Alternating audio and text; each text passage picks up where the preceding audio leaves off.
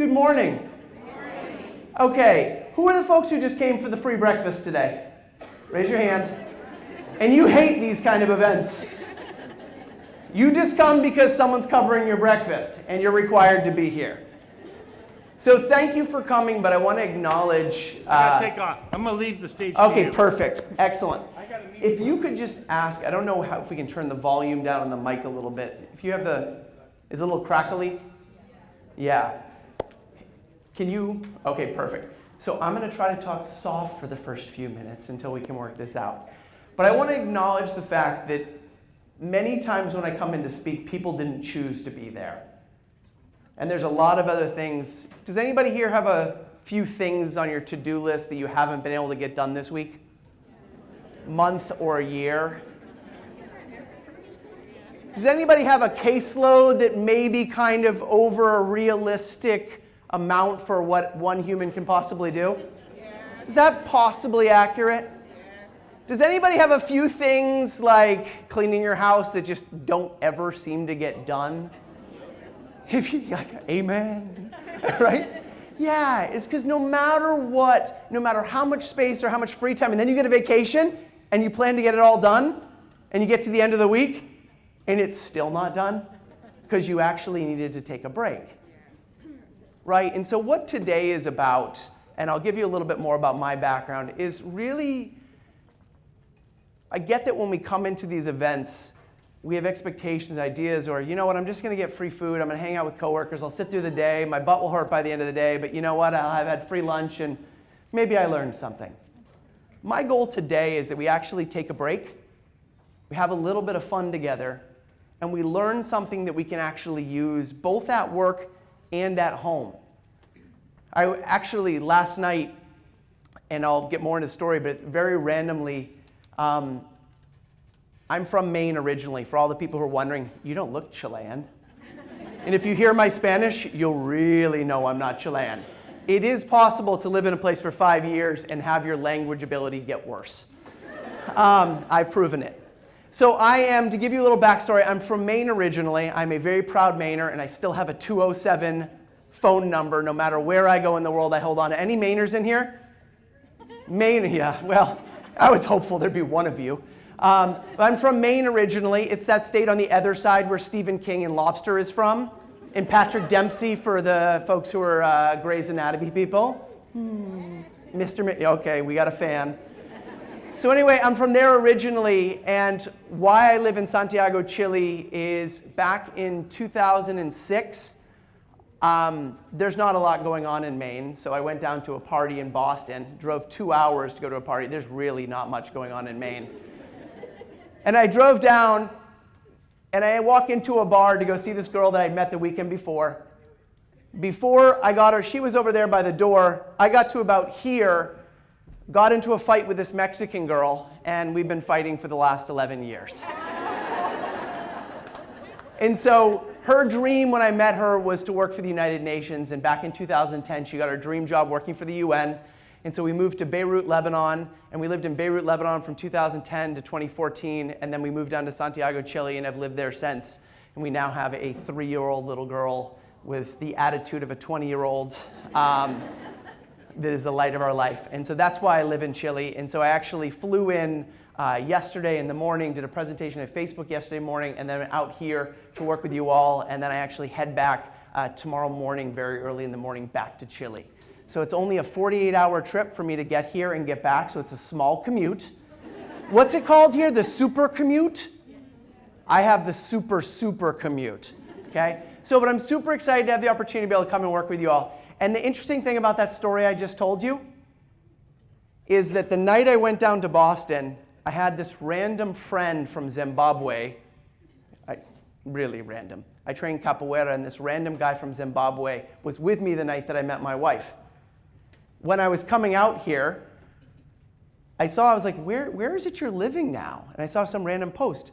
He's living an hour down the road, and he's teaching at the university. So last night, I saw him for the first time since 2006, and I hadn't seen him in a long time, and it was a really great thing. So we met up in Maine, in Stockton.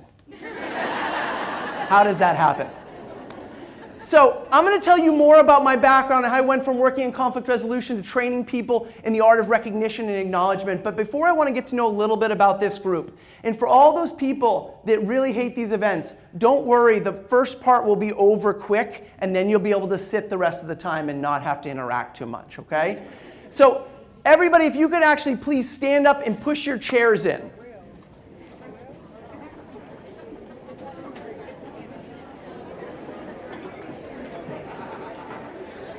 And push your chairs right in.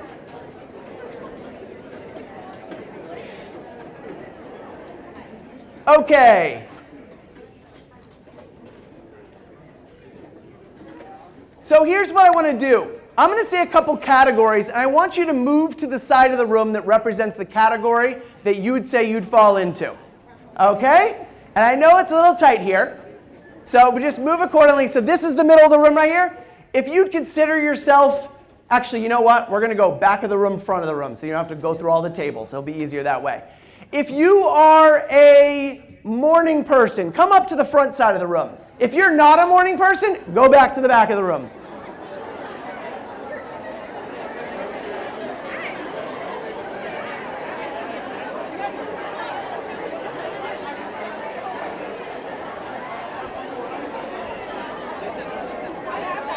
Okay, excuse me.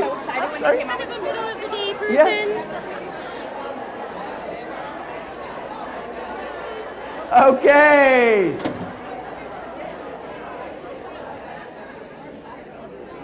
These are our morning people. These are our not so morning people. Okay, morning people. Show on your hand what hour you typically wake up in the morning. What hour you typically wake up? 5, 6, 5, 4. Do you see her face, by the way? She's like, why the hell would you do that? Why? Who are my people over here? Who are my people over here, morning people? Who are the people who wake up without an alarm? Sorry, by the way, morning people, I do that just to see their reaction. So morning people, do you understand you're the people who piss these people off? Hey, how are you? How was your weekend? Oh my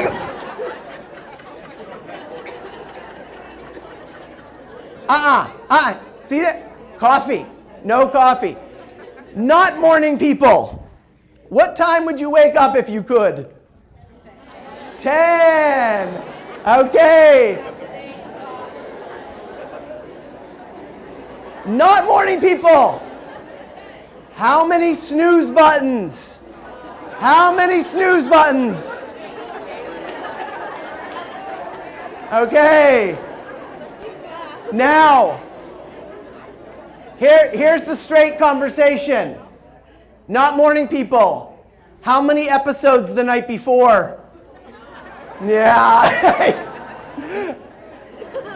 Exactly. It's also that, what time do you go to bed at night, right? Okay, so morning people and evening people. Now, next one I want to ask, and this one we're going to have to move it slightly different, but in your family, and by the way, families are messy, right? My parents both got divorced multiple times each, right? There's lots of steps like that. So however you want to identify in that, if you'd consider yourself, in your family, the oldest child, come over to this side of the room. If you're a middle child, come into the middle of the room. If you're the youngest child, over on that side of the room. Oldest child, middle child, youngest.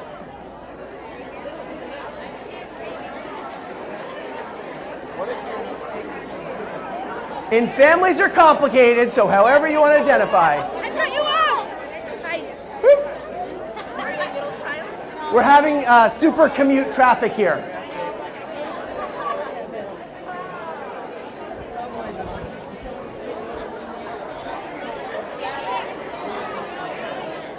Oldest child, middle child, youngest. Only children up here in the front. Oh, you know what? Twins in the middle. Twins. I forgot about twins. Actually, you know what? Twins right over here. If you're a twin, you're in your own category over here.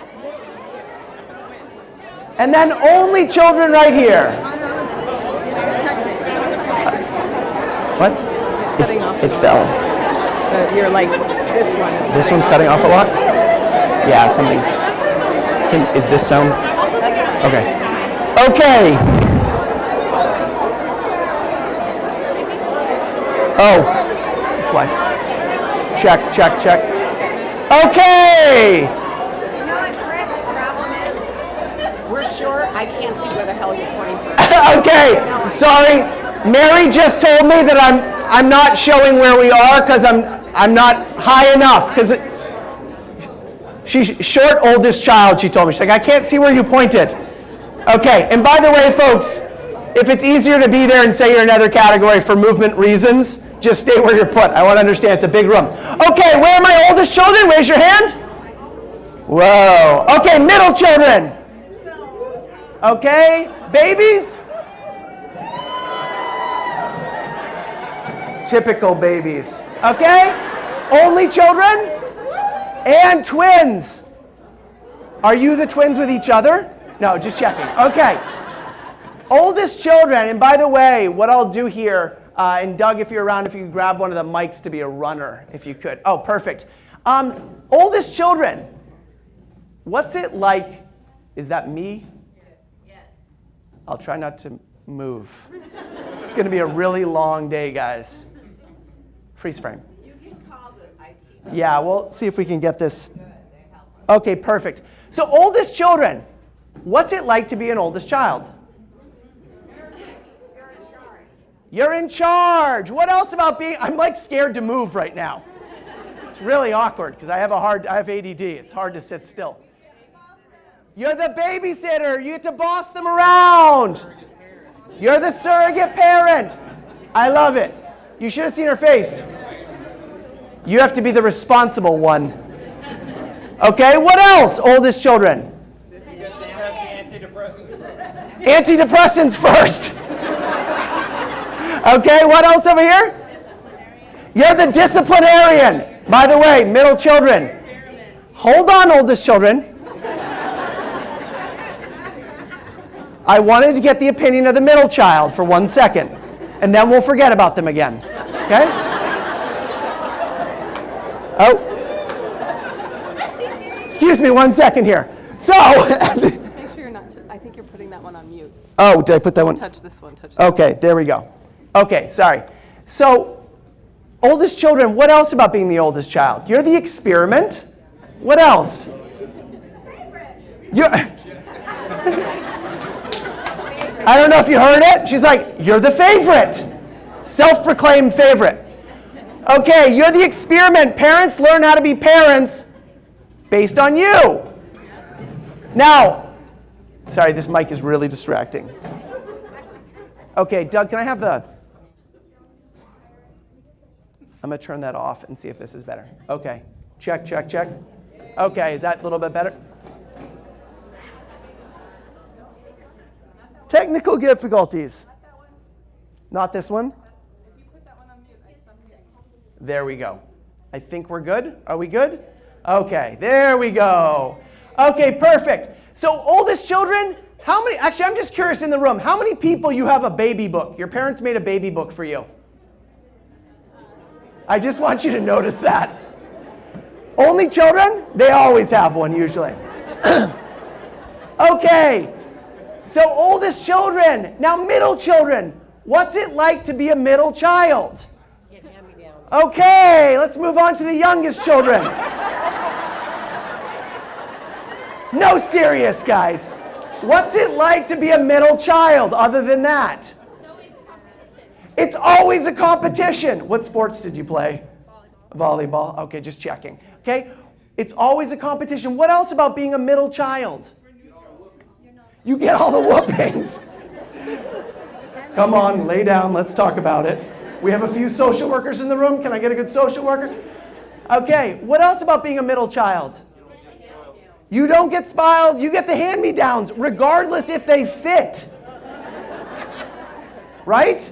They got it first when your parents had money, and then you get the leftovers. And hopefully their jobs are going better by the time you came, right? So then they babysit you. What else about being a middle child? You get, wait, this is like the scapegoat corner over here, right? And the other thing, by the way, middle child, your job and role is dependent on how they did, isn't it? If they were the good one, oh crap, I'm going to get compared. If they were the bad one, well, maybe I look good then.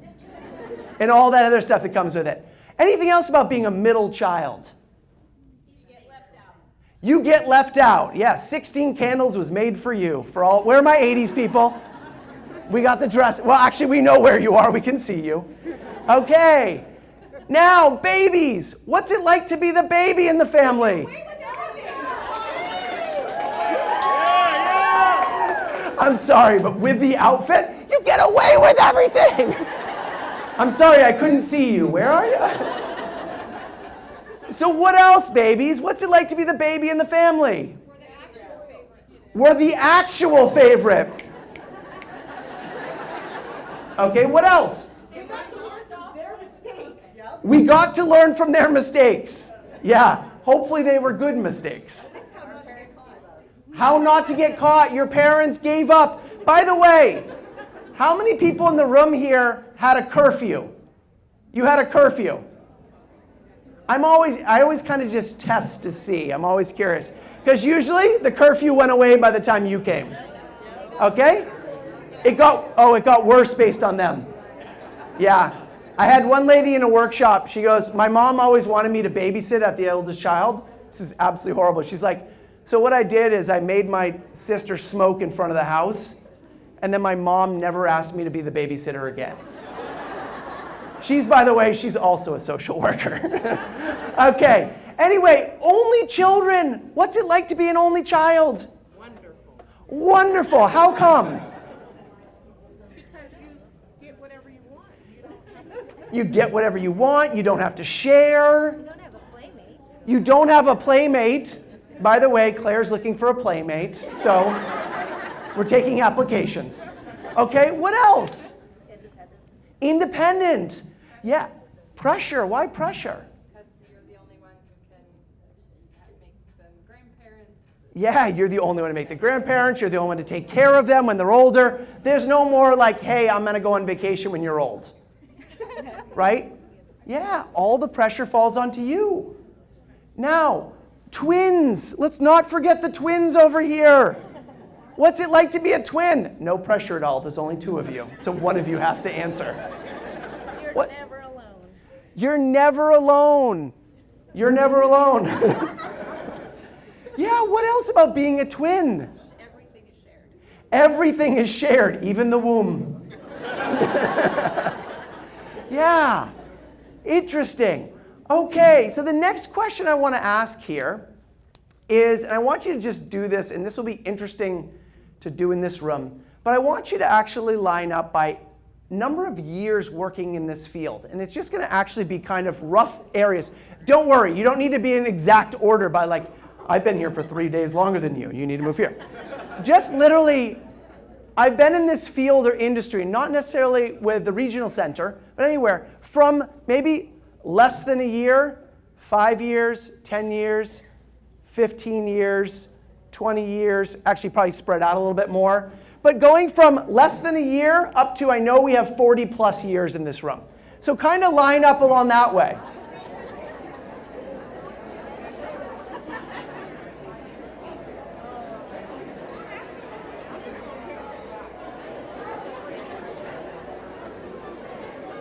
Nope.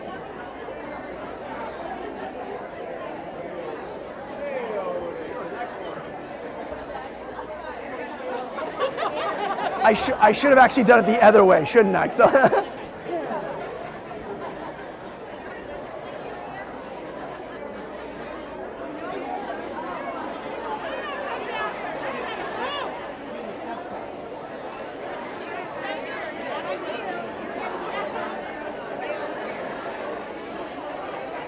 okay, pause where you are. Pause where you are. We're going to do this a different way. Okay, here's why I'm saying that. I'm watching, we have 2 lines, and I probably should have gone the other way, because everybody who's the oldest child has been around longer and has more experience. So I'm watching when it's jammed. So I'm just going to ask you this question this way, okay? I want you to put up on your hand, just stay where you are, just put up on your hand the number of years. So if it's less than 5 years, just put the number of fingers up there. If it's 10 years, if it's 5 and then 3, put there. If it's 10, put up 10. If it's over 10 and you're up at 15, put up 1 fist. If it's over 20, put up 2 fists. Yeah, that's right. Look at that. And by the way, if it's over 20, just take a seat, okay? Because you need a rest. Okay. Now, here's the last thing. We're going to do one last thing before we sit down, okay? Now, why I want to acknowledge the amount of experience in the room is as we're having a conversation today, and by the way, we're going to be standing for about maximum 10 minutes more, okay? And then we'll be sitting down, and we'll be sitting down for the next bit. So here's what I want to say. The reason why I want to acknowledge the amount of experience in the room is that what makes our conversation rich is having all those different perspectives. Having those people like Mary. Mary, how many years? 40, she's in the bathroom. Oh, exactly. She's like, I can leave. 40 plus years? To who are my people that have been here less than a year? Yeah. And regardless of those experiences, it's important to bring all those perspectives into the room because that's what makes our experience rich. Because what will happen is new people will come into the organization, they'll go, oh my God, we should try this. And the people who've been there for 40 plus years, like, we tried that in 78, again in 84, we tried it in 91, and then a new leader came in and we tried it in 92. And we tried it again in 98, and then we tried it in 2001, 2004, and 2007. Right? But then there's the other side where people come in and go, hey, why do we do it this way? And then people go, I don't know. Maybe we should stop doing it that way. Right? So it's really important that we bring all those perspectives into the room. Okay? So now the last thing I want to do is if everybody could just kind of pull over to, for the folks who are on this side, kind of what we're going to do is kind of form a circle around the room, facing in. Don't worry, it doesn't have to be shoulder to shoulder. And managers, this is where I'm going to ask for your help. But just actually kind of go to the edge of the room, whichever's closest to you, and kind of face in. Yeah, right there is fine. Just come over to the side. Managers, step into the middle, please. The managers who have the dots. Okay, just only this color, and this color. No yellow, no yellow. Okay. Excuse me. Okay. So, managers. Okay, folks, here's what's going to happen. Here's what's going to happen in this activity. And by the way, if you've seen this before, the reason why I'm asking the managers to help me out is I actually did this activity with them as well. So I'm asking them to help me because if I tried to put dots on all your head for this activity, it'd be 4 o'clock and you still wouldn't have gotten the award to the award section today or lunch. So what's going to happen in this activity is I've asked these folks to walk around. They're going to come up to you, and as soon as they come up to you, you're just going to close your eyes. Okay? And close your eyes. Don't look, cheater. Okay? And they're going to place a little colored dot in your head. Once you have one on, you're just going to stop talking and just step into the middle of the room until we get dots on everybody's heads. Now, by the way, if you've seen this activity before, don't be that person, okay? Help me out here. If you've seen this activity, right, just come in and just do it, but just put the dot on your head, and then open your eyes, please, before you walk in, because some people go. And just step into the middle, and then I'll give you instructions on what we're going to do next, okay? So, managers, if you could go out and you could start putting dots. Once you have a dot, no talking, and step into the middle of the room, okay? Go for it. Oh, here, I'll go. Sure, You're good. There's actually more up on the stage. Just none of this color. Okay. Okay. Close your eyes. Okay, close your eyes. Close your eyes. Okay, Cheater! It's closed now. It's closed now. I didn't know if you're getting me or her. Okay. Oh, I need to get the color that matches for you. Thank you. Okay, close your eyes. Here, I'll put on your glasses. There you go. Okay, close your eyes. Here you go. Okay, close your eyes. No talking once you're in the middle. No talking. Close your eyes. Close your eyes. I love the look.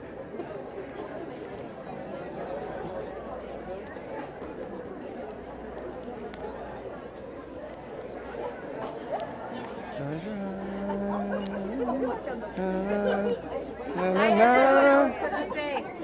Close your eyes. Okay, anybody still missing a dot? Now. Hi, I'm over here. Okay. And by the way, a funny story, I did a workshop in Southern California a year ago, and they had just gone through safety training. And I went to go stand up on a chair, and I swear to God, 250 people said, "No, safety!" And I was like, and they brought a ladder and a spotter for me. I was like, that was a little intense, but okay, good. Now, here's what you're going to do. Here's the instructions. Without talking, get into groups. Without talking, get into groups. Without talking, get into groups.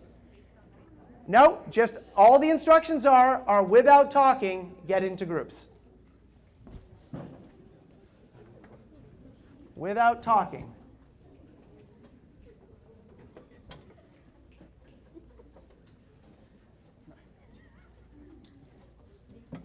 Without talking, get into groups. No talking, without talking. Excuse me. Without talking. Without talking.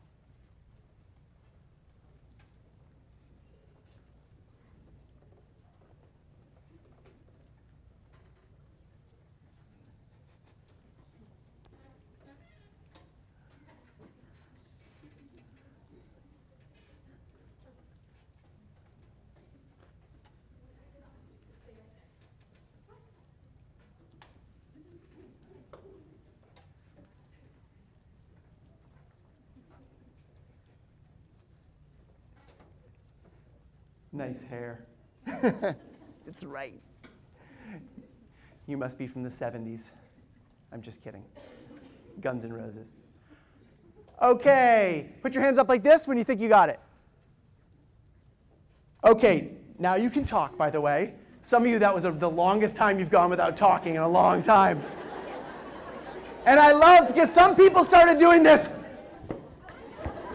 Where is she over here with a maroon shirt? I don't know. Okay, so just by the way, what were the instructions? Without talking, get into groups. Did I say by color? No. Okay, yes, I set you up and put a dot on your head. And folks in the yellow group, I love watching your face. How do you say your name correctly? Rakaya. Rakaya was like looking around like, how come there's so many people over there and not me? She's like the whole time like, am I doing it wrong? And by the way, I only told a few managers to put out yellow dots, and if you got a yellow dot put on your head, it was because they said, okay, I said, pick people you know will be uncomfortable, because they're going to go over to the group and go like this, and the group's like, no. And then the person's going to go over here, and some people are like walking into the group like this, and like, right? And then one group's over here, and they're like, okay, and I watched one group in the beginning, where's the lady with a cowboy hat? Or with a straw hat or something. I like grab like 5 people, all different colored dots, is holding on. And then within 5 minutes, people are like pulling the members out and putting them into the right groups. And there's some lady with a green shirt. I don't know where you are, but she had a green dot as well. And I watched her literally like, no, you here. No, you here. You there. So the reason why I do this activity, right, is yes, it's a playful game and activity and an icebreaker, but there's also a powerful message behind it. Right? We think about labels. When we talk about the labels we put on people, we think about the labels around race, ethnicity, gender, religion, politics. But we don't think about the labels we put on each other as coworkers. What are some of the labels we put on coworkers? By the way, not those ones that are here at that previous job. So by the way, today, every example that we use is from that previous job you worked in. For Mary, several years ago, because she's been here for 40 years, right? But what are some of those labels that we put on coworkers? Often, okay? Lazy. What are the other labels that we put on people? Messy, lazy. Is what? Unreliable. Organized, loud. Helpful, full of joy, great to work with. What did you say? They're in the wrong field. Yeah, by the way, don't make eye contact when you're speaking. She didn't do that, but I watch people when I start saying these things, they go like this. Right? How many people have felt at some point in your career you've been labeled? Okay. How many people here have felt you've labeled others? Thank you for your honesty. All the folks who didn't put their hands up, you're lying. You've been labeling me all morning. I like this guy. Oh, crap. I hate this kind of crap. He's going to be fun. He's going to suck. Why has he got blue pants on? Thank you. And my shoelaces. Some people recognize that. Okay? This one's fun. This one's difficult. Sometimes there's positive labels, right? But has anybody felt like you've ever been labeled like hardworking, and then you feel like all the work gets dumped on you? Would you say? Right? Or difficult to work with. Now, the challenge is when we put a label on somebody, it's all we tend to see. Do you get what I'm talking about? When we feel label, every communication starts going through that label. There's no point in talking to them. They never listen. Oh, you know what? They always say yes. And we sometimes forget that sometimes they need to say no. Because they always say yes doesn't mean we always give everything to them. Because there's an impact. But today, to be thinking about the labels we put on each other. Because how many people like being labeled? You enjoy it. Okay, we're in agreement there. It's rare that you get agreement that fast. Who puts the labels on people? Who puts the labels on our coworkers? Oh, they do in their actions and their attitudes. No, it's true. No, they are difficult to work with. No, really, I have lots of proof. I've been collecting it for years. The challenge is when we label people, we get agreement for that label. I'll watch it when I come into office and be like, oh, so-and-so so difficult, and I'll go have a conversation. And that person's like, no, I just work in finance. People don't like that I come in and I may not sweeten the language, and I actually just say, hey, this is what I need today. It's my communication type, right?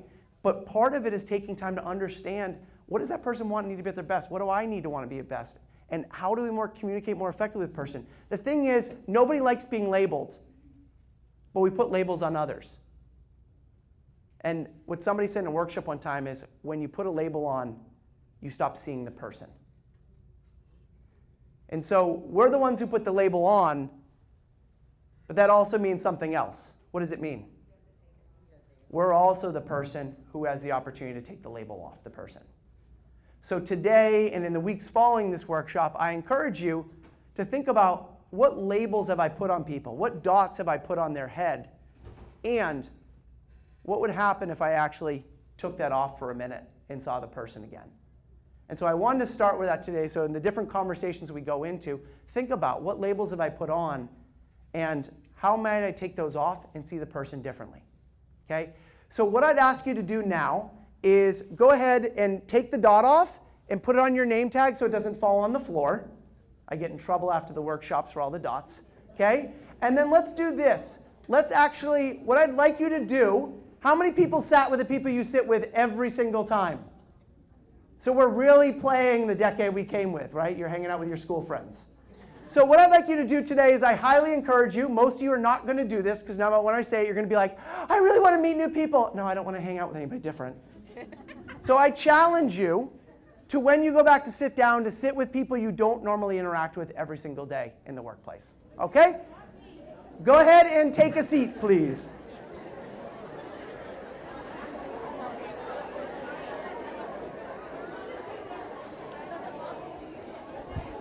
We're all good now. It's all good. Yeah, that can go bye-bye. A little bit, but it's still kind of painful. Those things are just so finicky, and it doesn't matter what you do. I know, I'm just trying to get this off. That's yours. No, That's not mine. Okay.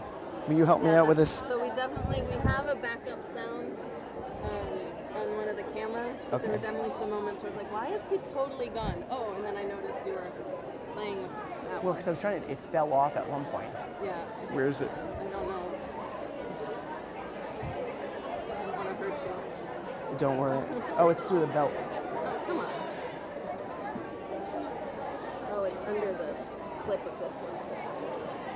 And it's under your belt loop. You really got that in there. How You're is? planning on having it on there all day. Oh, I finally was like, oh, great, this is going to work right this time.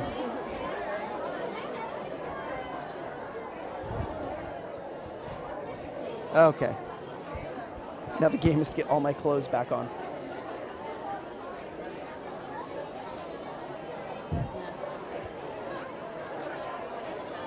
Okay. Oh, wait, hold on. Let me get this. Just tuck it.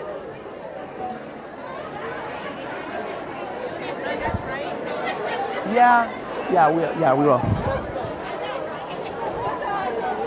Okay, will you just do me a favor? If you see it come out, Yes. because I ruined the whole other video because the cable was going like that. I think I'm good, but does it look good?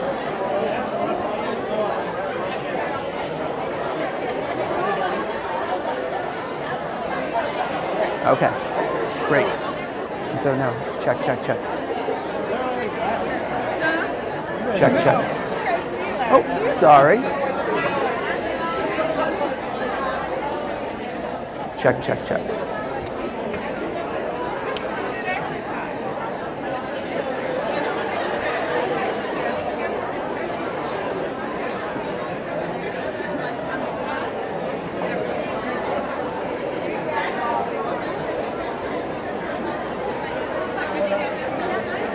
Okay. If you don't know the people because you sat with people you don't know, quickly introduce yourself to the people that are at the table with you. If you already know them all, like this lady over here who just felt guilty, introduce yourself.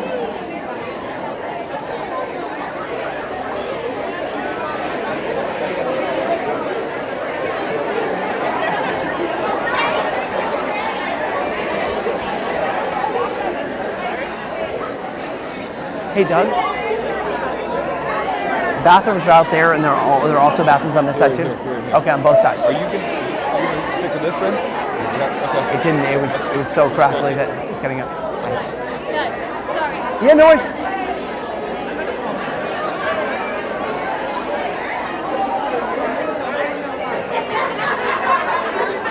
Okay. Check, check, check. Check, check.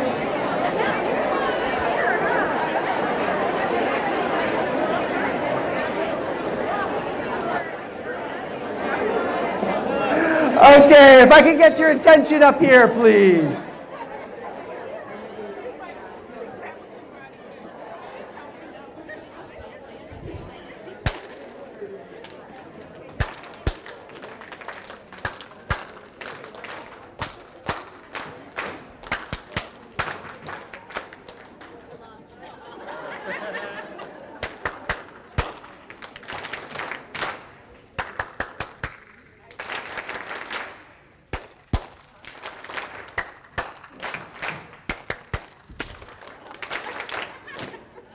Boom!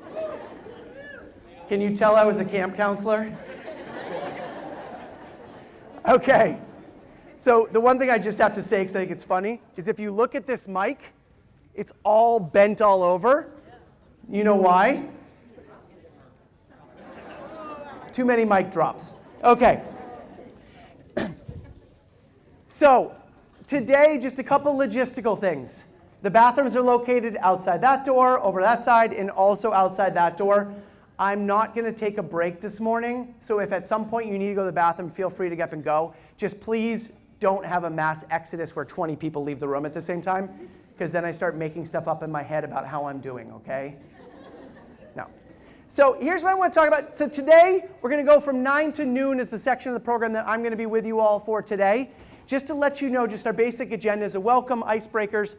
In just a few minutes, I'm going to share how I went from working in international conflict resolution to working in employee engagement and acknowledgement. We're going to then look at and explore our hidden relationship to giving and receiving recognition. How many people here? Is anyone ever uncomfortable when you get recognized? Yeah. Do you ever have that thing too where someone recognizes you and you focus on all the things you didn't do? We're going to talk about why that happens. Okay? And then we're going to talk about how do we give and more effectively receive recognition. Okay? And how do we use that to how the role that recognition plays in our relationships both at work and at home. And everything we're going to be talking about today is going to be in the context of work, but it also applies at home as well. Okay? Just on the side. We're going to talk about the gap and the link between burnout, how when we only focus on our gap in performance, it drives us to burnout. Then we're going to take a little break and we're going to do a section on self-care. Anybody have a hard time falling asleep at night? We're going to talk about that. We're going to talk about some just basic self-care techniques and learning what I call our personal success equation. We'll talk about 2 different types of acknowledgement and recognition, and we'll talk about some follow-up ideas to be able to bring it back. Okay? So, also, today, anything I put up on the screen, don't worry about taking notes today. Everything that I put up here, I will share with you guys in the next week or so once I get back home. I'll send you guys the PDF of the PowerPoint, handouts, tools, and also at the end today, if you want, I think I'll put out a sheet and you can give me your email address. And if you want, I send out several of you are on already, I send out a bi-weekly newsletter with tips and tools and reminders to better take care of ourselves. Okay, so you don't have to worry about taking any notes today. My one ground rule for today, I actually have 2 ground rules. One is I ask that phones are on silent and off the table. I ask that phones are on silent and off the table. And by the way, you're some of the few people that I work with that actually have real emergencies in your day-to-day work. Where you're getting a call with some of the people you support and maybe in your life. And so if you do have to take a call today, I just ask that, as some are doing already, you step outside the door. Don't look over there, sorry. Okay, now you're all going to look because I said don't look. Everybody look. Get it out of your system, okay? But what I ask is that the phones are off the table and ideally in your bag and not in your pocket. What? Oh my God, how can I be that far away? What if something happens on Instagram? Here's why. How many of you have been having a conversation with somebody and you're sharing something?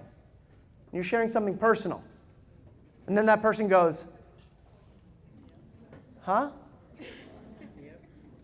When we're talking about ensuring people in our life feel valued, one of the most powerful ways to do that is to be present. And in this technology-saturated era, it's really hard to do that. And we have to be very intentional about putting that technology away. I sat having dinner the other day in San Francisco, and while I ate my dinner, I watched a couple eat on their phone for 45 minutes. They didn't talk to each other once, and it made me sad. Right? That here we are, sitting right across from another human being, craving connection, and instead we're trying to connect with somebody or information somewhere else. And so the reason why, just for the morning to morning, I asked you to have your phones away, is to practice that art of actually being present and being with the people that we're with. Is that fair? And if you do need to take a call, just step outside and do that. Excuse me. Okay, the other one today is that I just ask that you step out of your comfort zone a little bit today. Some of the conversations, some of the topics we're going to be talking about, now people are getting scared. What are we talking about? Right? Is I'm just asking you is that what we're talking about is our experience of giving and receiving recognition. And the more open and honest we are in those conversations, the more we get out of that conversation and the more we grow in that process. Okay? So how I got into recognition is, like I said, my background is in international conflict resolution. I spent about 10 years or so facilitating dialogue between Israelis and Palestinians, Indians, Pakistanis, Greek and Turkish Cypriots, kids from Northern Ireland, and most of my work was between folks from Armenia and Azerbaijan. Most people have heard of Armenia. Many people haven't heard of Azerbaijan before. Okay, but they're two countries up in the Caucasus, which is kind of above the Black Sea and over to the right. Okay, so back in 2008, I got dream funding from the State Department with a coworker to run the first ever dialogue program between people from Armenia and Azerbaijan. It's the first public dialogue program. And the program was so successful that before we finished the first year, the State Department gave us funding for the second year. But there was one problem.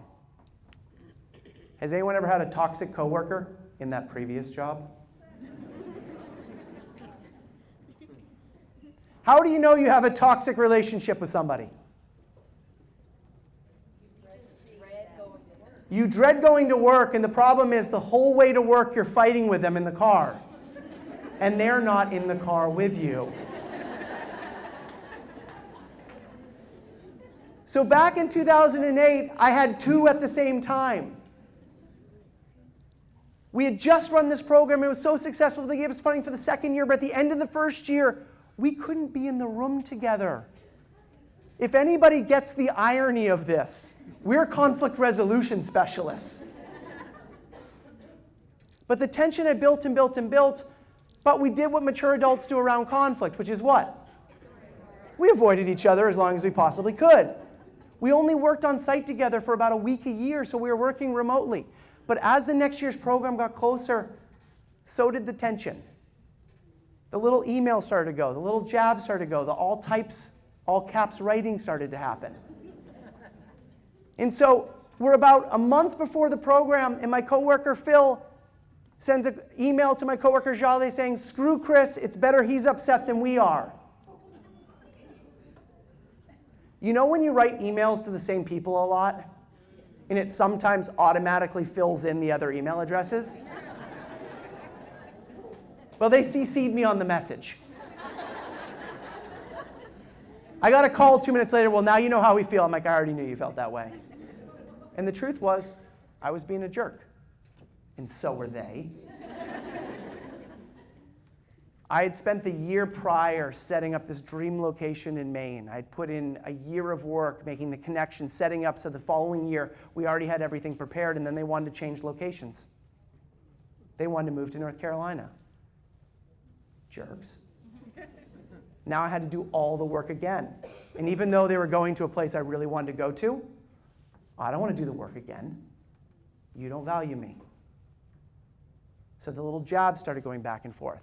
So after he sent that email, we said, okay, we need to address this. So we went to our location down in North Carolina, and there was a pond right in front of the house that we were running the retreat in. And there was a floating dock, a swim float. Do you know what I mean by that? We said, we're getting out on that floating dock, and we're not getting off it until we resolve this. It was about 9 a.m. when we got on that floating dock. It was about 5 or 6 p.m. when we got off, and we were all the color of her shirt by the end. Like an American tourist on their first day in Cancun. That's usually me. I told you I'm married to a Mexican woman, right? So we got on there and we talked through everything. We used every model of conflict resolution we could to get through this issue. We talked about our hopes, our needs, our fears, concerns. We yelled, we fought, we cried, we pushed each other off. And then we had lunch, and then we went back and we did it again. And by about 6, 7 o'clock that night, we'd resolved it. Had a couple glasses of wine, went to bed, woke up the next day, and our program started. And by 10 a.m., we were fighting again. Has anybody ever been in this conflict before? It's called marriage. Or for some of you, it was called marriage. Right? So you just couldn't figure out, why do we keep on getting into this conflict cycle over and over and over again? And so that night, not wanting to repeat the same dynamic again, I said, hey, let's try something different. So I turned to my coworker, Jali, who is from Azerbaijan, and I go, Jali, what do you want to be acknowledged for? Nothing. This is stupid, Chris. Jali, what do you want to be acknowledged for? Chris, I'm not doing this stupid American stuff. Jali, I'm not going to stop asking. What do you want to be acknowledged for? And so she started responding, and she goes, on the break today, all the participants from Azerbaijan came up to me and told me I'm a traitor to my country for being here. We had no clue that happened. Have you ever had that experience where someone shares one piece of information about themselves that you didn't know, and it changes your whole perspective on who they are? So afterwards, we acknowledged her for that, and then we asked her, how can we support you?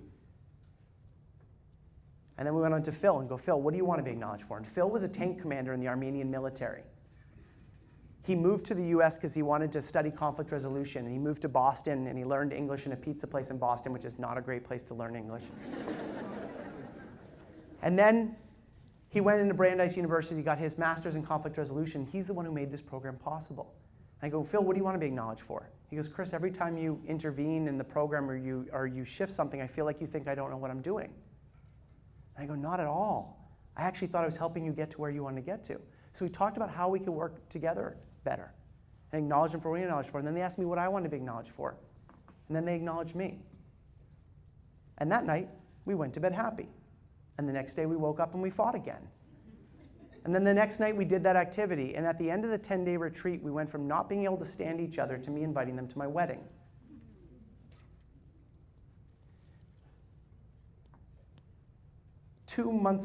One month ago, I had a very difficult program that I was running. And when I say that it was in Kingston, when it was in Jamaica, you're not going to believe me that it was difficult, right? But I had a program in Jamaica, and I needed extra help. Phil works for a university in San Diego right now. And I go, Phil, and this was, by the way, the program was on Sunday. I called Phil up on Tuesday, and I go, Phil, I need you there. And he came. Right? We're still working together over 10 years later, and it's the most authentic work relationship that I've ever had. And so what I realized in that interaction, that there's a huge power to acknowledgement, recognition, praise. Because it makes us uncomfortable, sometimes we avoid it. And when we avoid it, we rob ourselves and others of the benefit that it brings. And so after that experience, I moved back to Boston, and I was working another job, working as a job coach in a hospital. And I took on the experiment where I interviewed one person a day on the subway in Boston about the role of recognition in the workplace. Yes, I was that guy. You know when you're on the subway and they go, "Excuse me." And once people realized that I wasn't trying to sell them something, get them to join a cult, right? Then people would open up and tell story and story about the role of recognition in the workplace. And what I'm going to be sharing with you today is some of the things I learned from that research. And since I've worked with about 7,000 leaders around the world on every continent minus Antarctica. And what I'm going to be sharing with you today is walking through a process to look at what I call our hidden relationship to giving and receiving recognition. Okay? And so here's a quick question. And by the way, we're talking about in that previous job, but what is the experience of working for someone that you feel completely values you? What's it like? You're proud of what you do. What else? You work harder. You're confident that you can complete a task. Why? Because they believe you can complete the task. Can you say that? Because they believe you can complete it. Yeah. You believe you can complete something because you believe they believe that you can believe that. Strike that, reverse it. Okay? You believe you can do it because you know they believe in you. What else? What's it like going to work when you feel valued? Empowering. Fun. Peaceful. Yeah, what's Sunday night like when you feel valued at work? You could tell her, she's sitting in her house like, "Oh my God, just a few more hours. Can't wait. Can't wait. It's almost 8 o'clock. I get to go to bed and I wake up tomorrow and it's like Christmas. I go to work." Let's be realistic here. No. Well, by the way, that's a whole different conversation about what's going on at home. I can't wait to get out of the house. No, but thinking about what Sunday night's like when we feel valued at work, we don't dread going to work the next day. Now, here's something interesting. How do you relate to feedback from someone you feel values you? Repeat that question. How do you relate to feedback from someone you feel values you? Proud. Thank you for yelling it out with pride back there. What else? How do you relate to feedback from someone you feel values you? You don't get offended. You don't get offended. Why? You know that they're doing it to help you. How else do you relate to feedback from someone you feel values you? You respect it. You listen to it. Now, what about the other side of the equation in that previous job you were in? What's the experience of working for someone who doesn't, what is the experience of working for someone you feel does not value you at all? You shut down. You feel drained. Wait, hold on. Let's just give you the mic. Go ahead. Keep sitting. Tired, you got a headache, you don't want to go to work, you feel drained,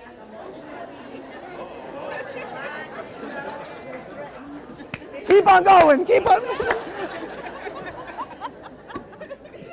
By the way, that's clearly not Sherry's personal experience. You feel drained. You feel headaches. What's Sunday night like when you don't feel valued at work? Anxious, stress. How much longer can I stay up to get a little more weekend? I'm seeing a couple too many heads nodding along while I'm talking right now. You feel sick. You feel nauseous. And she just gave me air quotes over there. You feel sick. You hate to see Sunday come. So I worked in a job, and I worked in a wilderness therapy program. You know what I'm talking about? One of those, they often call them brat camps. So kids had the choice. They could either go to juvenile hall or go to this camp. So I lived and I worked, and check out this schedule, 24 hours a day, 5 days a week in the woods with 10 kids by myself. Yeah, and that was fun. And I had a radio to call for backup. Battery never worked. Oh, it worked when you didn't want it to work, when it would turn on accidentally. But it never worked when there was actually an incident and you had to do a restraint. And then you were solo. The road to my job was called 9 Mile Road. I failed every 9 miles. Yeah, when we don't feel valued at work, we dread going to work in the morning. We dread showing up. Anxious, anxiety, stress. Right? How do you relate to feedback from someone you don't feel values you? Resentful, don't want to hear it. By the way, you guys can all leave because this table's got it all handled right here. They clearly have a lot to say. And Tony, by the way, that's an acknowledgement to you because everyone's sitting right next to you and they're sharing this. It is. Yeah. No, but by the way, I will come into rooms and ask that question. And if the CEO or executive director's in the room, nobody shares. So it's a big compliment to you that people are. Everything I was discussing was because I have experienced that in the past, and now I definitely value my manager because she's the bomb and she pops in, she's there. Where's your poppin' manager, by the way? She's not here. Oh, got it. Got it. So, how do you relate to feedback from someone you don't feel values you? Shrug it off. Yeah, here's the interesting part. When you feel valued, feedback occurs as a contribution. When you don't feel valued, criticism or an attack. Same person, same message, but depending on whether the experience of feeling valued or not valued impacts how we relate and how we receive feedback. So, how many people have had both managers before? How many people it was the same person? How many people it was you? Just kidding. Okay. So, this is not just about feelings. So Gallup has been studying the role of recognition and engagement in the workplace since about 2001. So according to the research from Gallup, companies that effectively recognize and engage their employees, and by the way, this is almost 2 million people that they surveyed here from around the world. The organizations in the highest quartile have 22% higher profitability, 41% lower absenteeism. Does that make sense? When people feel valued, they show up. They don't do the, as she was saying over here, I'm sick. They actually show up to work. They want to be there. 20% higher productivity, 10% higher customer ratings, 59% lower turnover in low turnover organizations. Are you a low turnover organization, social work? No. Different units are. It depends on what role you're in and depending on what manager you're with. And by the way, for the managers, they've actually found that 70% of the variance in employees' experiences depend on their relationship with their manager. And by the way, how that manager works with you is also, it's the role of the manager, but it's also the role of employee to help the manager understand what I want and need to be at my best. And part of my job as an employee to help understand what my manager wants and needs to be at their best too. It's a two-way conversation, and that's what we're talking about here today. Okay? And then 24% lower turnover in high turnover organizations, which is some of the roles or some of the departments here. How many people love it when someone on your team leaves? Well, actually, sorry, there's some people you want to leave, right? We know that that happens too. Yeah, when you're like, oh, great, oh, no, wait, I was about to go on vacation. Right? There's a huge impact. That's why we're talking about how do we create a culture of appreciation within our organization. So, the effective recognition study conducted by the U.S. Department of Labor found that the #1 reason why people left the jobs is lack of appreciation. Has anybody left a job because they didn't feel appreciated or valued in the past? Yeah. Because it's not worth being there. Some people just want to do an amen, yes, I left. Okay? So if the numbers tell us that recognition is fundamental to the retention and the engagement of top performers, why is it that sometimes managers or coworkers don't recognize each other? Why do you think that is? Insecurity, because it takes work. You got to plan it. You got to have a big event where 300 people come. Why do you think that managers don't recognize employees? Because they're not recognized themselves. Why else? A lot I'm busy. I don't think about it. I don't have time to recognize you. I can't get through my own paperwork. Why else? They don't know how. They don't know how. It feels uncomfortable. Yeah, and that's what we're going to be looking at today here. So a study was conducted, and 74% of leaders worldwide still don't practice recognition with employees. And here's the reasons that they gave. 20% were fearful to act without permission of management. I don't know if I can recognize the person. Do I need to put that into the performance review? Or did I do 22% were fearful for the imprecise aspects of recognition. They're worried about inequality or jealousy. If I recognize one, then everyone else will get jealous, so I'm just not going to recognize anybody. 32%, it's a waste of time. I don't need recognition, so why do they? We recognize them every week in their paycheck. Well, we partially recognize them. Right? So that's what people say, but I think there's another level to it. Now, what I'd like you to do is I'd like you to get into a partner with a person next to you. Okay? Get into pairs. Tony's my partner. There you go. You got Tony the partner. Not the tiger, the partner. Okay, so get into partners. And by the way, if there's an extra person at the table, turn to the next table over. Get into pairs. Okay, anybody not have a partner for this activity? I'm not talking about in life. That's a later question. Okay, now, listen up.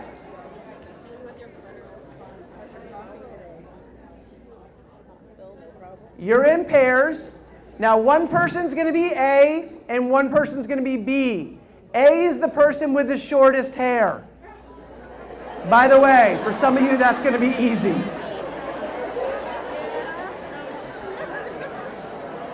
Okay.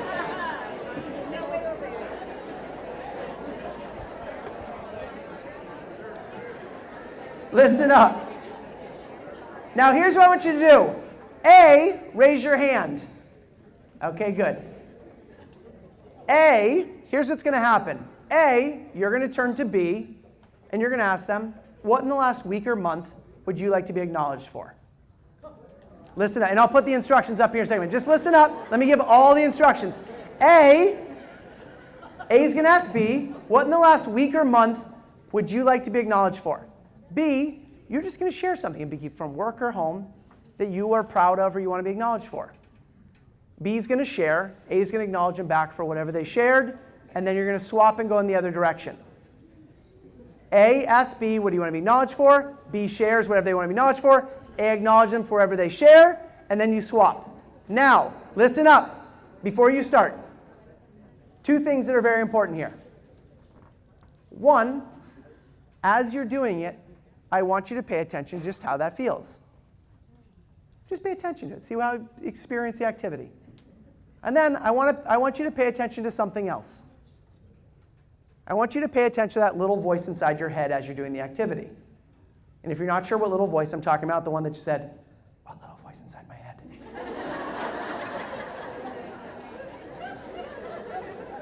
So I want you to pay attention to what goes on in your mind as you're doing it, because that's going to form the basis of our next conversation. Okay? A asks B, what do you want to be acknowledged for? B shares what they're acknowledged for. A acknowledges them back. And then you swap and go in the other direction. And then afterwards, look up here when you're done or just start talking about the weather, okay? Okay? And I'll put the instructions up here. Go for it.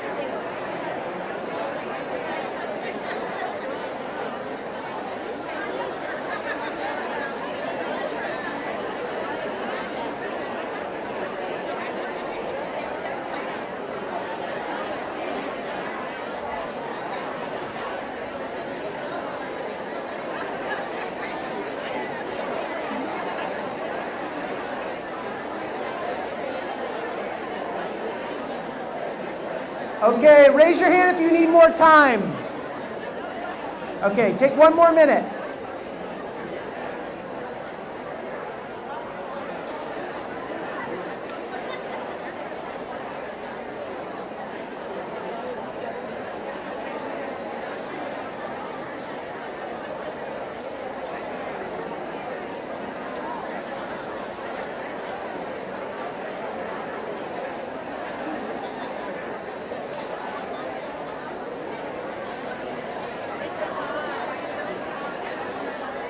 Okay, and wrap up.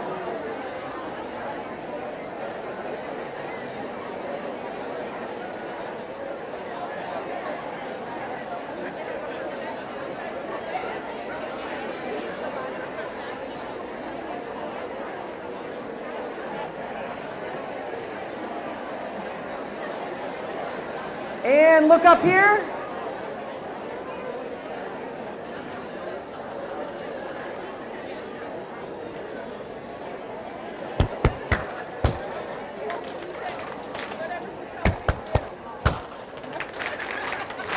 Okay, don't worry, I'm not going to go through the whole series again. So, what was that like for people? It was kind of good. For other people, what was that like? It was a little uncomfortable. How many people found that uncomfortable? How many people found that really awkward? Yeah. We're going to get to that in a second. Other reactions. What was that like for people?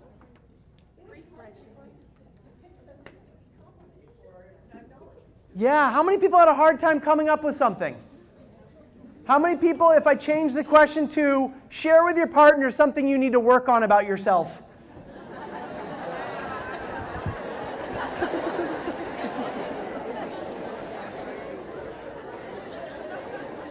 Isn't that interesting? Isn't that interesting? And anytime I run this activity, I hear people say the same thing is, well, I don't know. And the reason why I do this activity in the beginning of the workshop is because when I started doing my research and I asked people, what do you associate with being recognized? Yeah, great. Most people don't realize how uncomfortable they are with being recognized. Some people are really present to it. So I had one manager that I asked, and she was with her coworker. And I'd shared that in my research, I found that the number one thing people associate with being recognized, 88%, is feeling valued. But I also found that nearly 70% of people associate embarrassment or discomfort with the process. I found out that nearly 70% of people associate embarrassment or discomfort with the process, a number that I know is much higher, but those were the people that were aware of it. So I interviewed a manager, and her subordinate was right there sitting next to her in a coffee shop. And I shared that statistic with her. She goes, I have no problem accepting compliments. You are really great. You know, the other day when the CEO recognized you, she just so graciously took it. I wish I could do that. It makes me so uncomfortable. I'm not that good. Some people got it.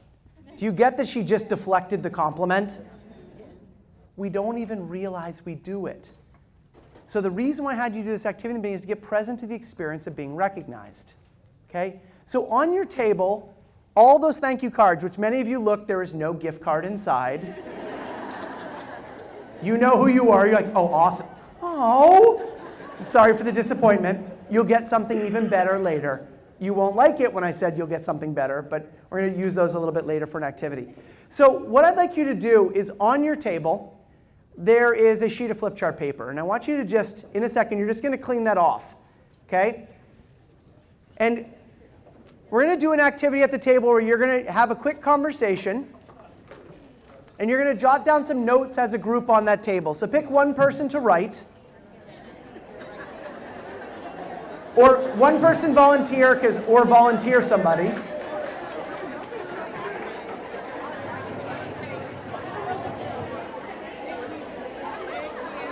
Okay.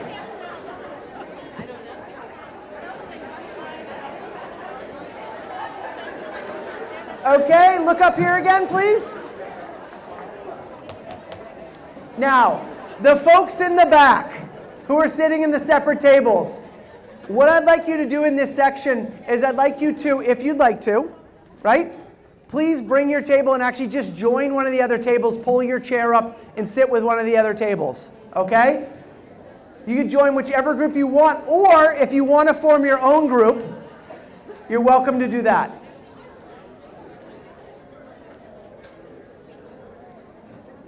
Now, here's what I want you to do.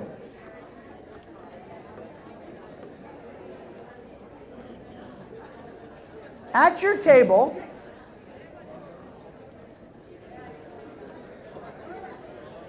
I'm just letting these guys get settled and move around. Oh, wow, that's a popular table over there. Everyone went there. Okay. Here are the instructions. I want you to have a conversation, and by the way, don't worry about spelling. You don't have to agree with what goes on the list, but I want you to just brainstorm, what do we associate with being acknowledged? For example, when I interviewed my Italian landlord, Kathy, I said, Kathy, what do you associate with being acknowledged? She goes, oh, I love recognition. But it makes me so uncomfortable. And I go, why? And she goes, 2 weeks ago, I was at my retirement party. She had retired after working for 30 years for the state of Massachusetts. And she goes, I love being recognized, but I was at my retirement party, and everybody was recognizing me, and I was like this. And I go, why? 4th grade Catholic school. I'm in the middle of class, and the nun goes, Kathy, stand up. So Kathy stands up, and the nun goes, now that is a perfect uniform. All of your uniforms should look just like Kathy's. Right? So think about all the different associations from the time when, this is my son Tony. Isn't he so handsome? He got a B in algebra this week. Or to the time when your teacher came up to you when you were feeling down and goes, you know what? You really nailed that test last week. I really see that you've really been working on this. Right? I had a guy interviewed in the Apple store the other day. I was getting something fixed. And the guy who was helping me out, I asked him, I said, what's the best acknowledgement? He goes, I was a scrawny kid in high school, which was funny because I'm looking at him like this. He's like, I got bigger as I got older. And I go, what was the best acknowledgement? He goes, well, I never got picked. I worked hard, but I was never on the field. And he goes, one day we were sitting in a meeting after practice, and the coach said, if I went to war, I'd pick David to go with me. And he's like, I wasn't even paying attention. He goes, I was never the one getting recognized. He goes, because he always sees what's missing and works his butt off to make it happen. He goes, before that, I didn't even know he even knew who I was. He goes, but when he recognized me, it reminded me that people are always watching. And he goes, after that, I started working harder on the field. So what I want you to be thinking about as we're doing this is I want you to think about what do you associate with being recognized. And I want you to jot that down from really awkward and comfortable to what do they really want from me? Right? The time ago, what's your name again? Heather. Heather, we really love having you here at the Regional Center. But if you make a mistake like you did last week, Heather, we're going to have to talk about your future here. But Heather, we really love having you here. Right? Sherry, you nailed it last week. That presentation was awesome, and you got your paperwork. It was amazing. So can I get the report by 5? Have you ever seen that? So I want you to be thinking about there's nothing inappropriate that goes on this paper here, okay? Some people take that as a challenge, I think. But I want you to write down everything you associate with being acknowledged. Please write big so that we can see the words.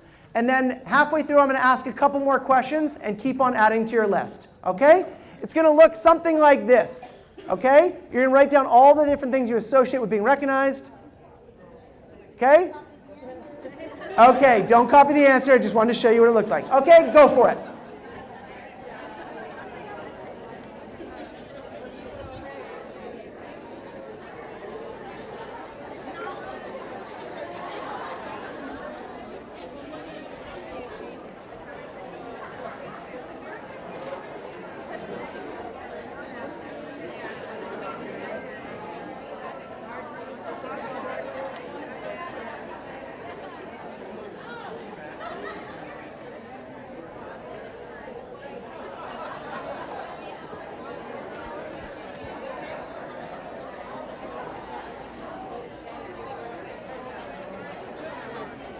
Don't worry. Don't worry about, you don't have to worry about spelling, okay? Just get it down.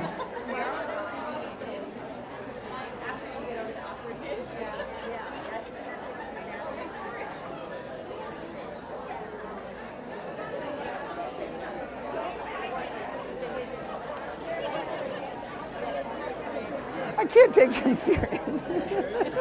The two of you sitting next to each other just makes it, though.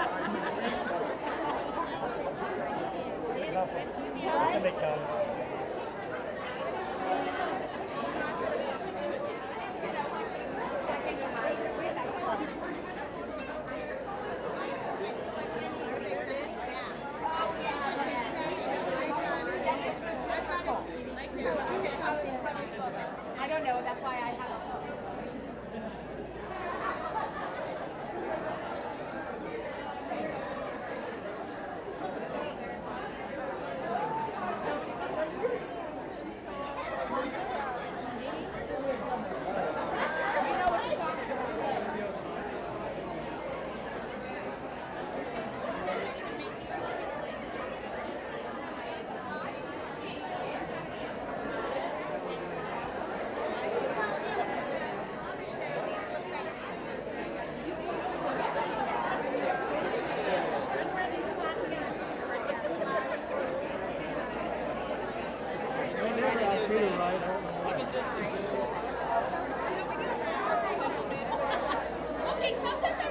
Free office treats.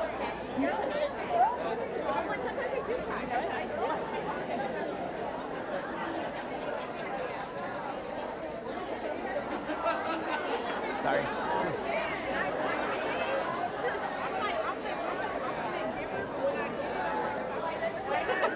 No, no, no, no. No, no, stop.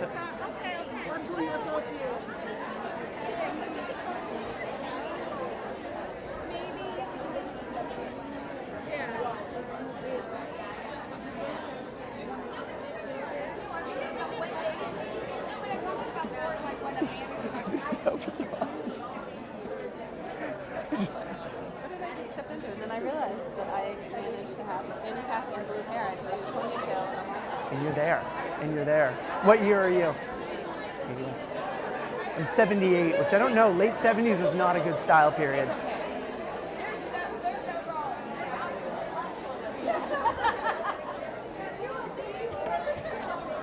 Okay, look up for 1 second. We're going to keep on going. But I want to add another question to the mix. So you can keep on adding on this topic, but I also want you to add, what do you associate with others being acknowledged when you're not? On. Kiss ass. Jerk. They don't deserve it.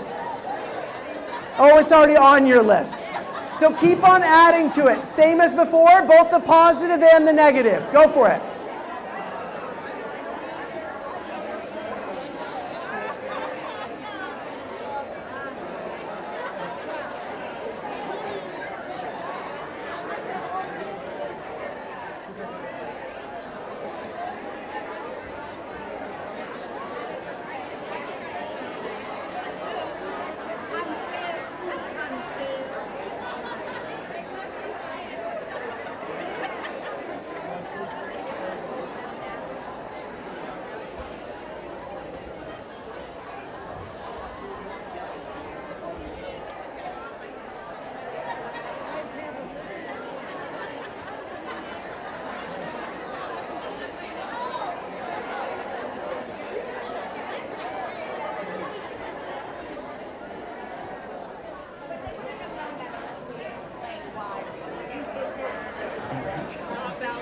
Upset, disappointed, sad, frightened, ignored.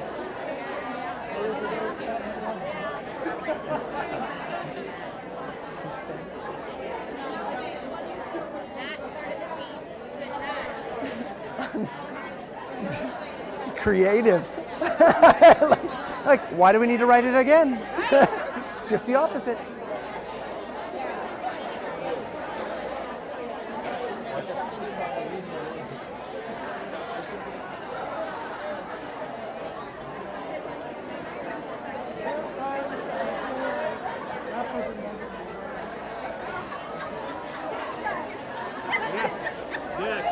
This button.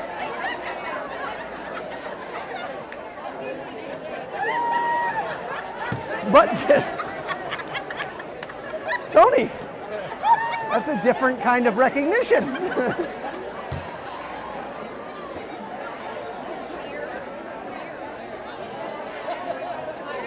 What are all the asterisks? I told you need to explain the asterisk. These are for the when other It could be either way. Okay. Take one more minute, just get a couple last few down.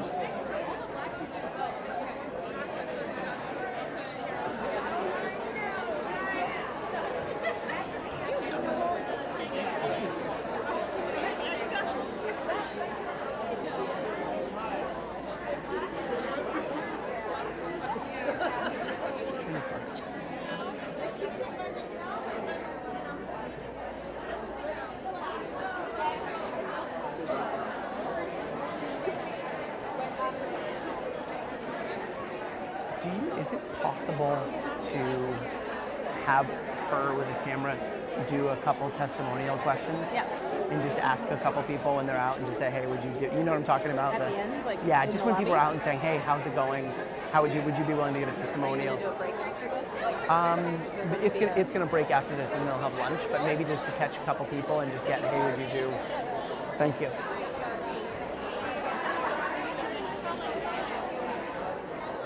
Okay, wrap up.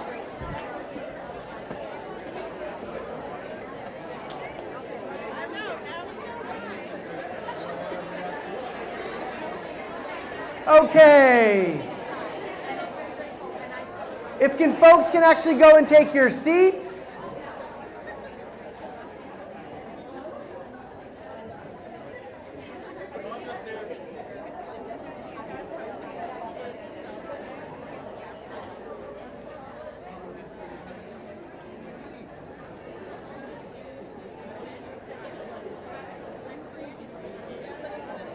Now, I'm trying to logistically figure out how to best do this with such a large group.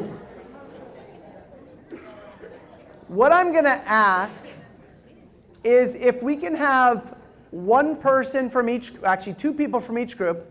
I need one person who your job is going to be a flip chart stand. You're just going to actually hold the thing up right next to your table. And then I need another person who's going to have a marker, and if somebody else says it, you're just going to check off that one so we don't talk about it again, okay? So what I'd like you to do is just one person to be the flip chart stand and one person to be with a marker there about some of the, and actually just cross off the ones that have already been mentioned.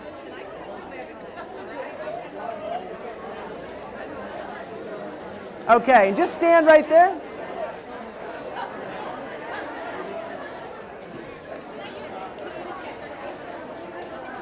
Cool.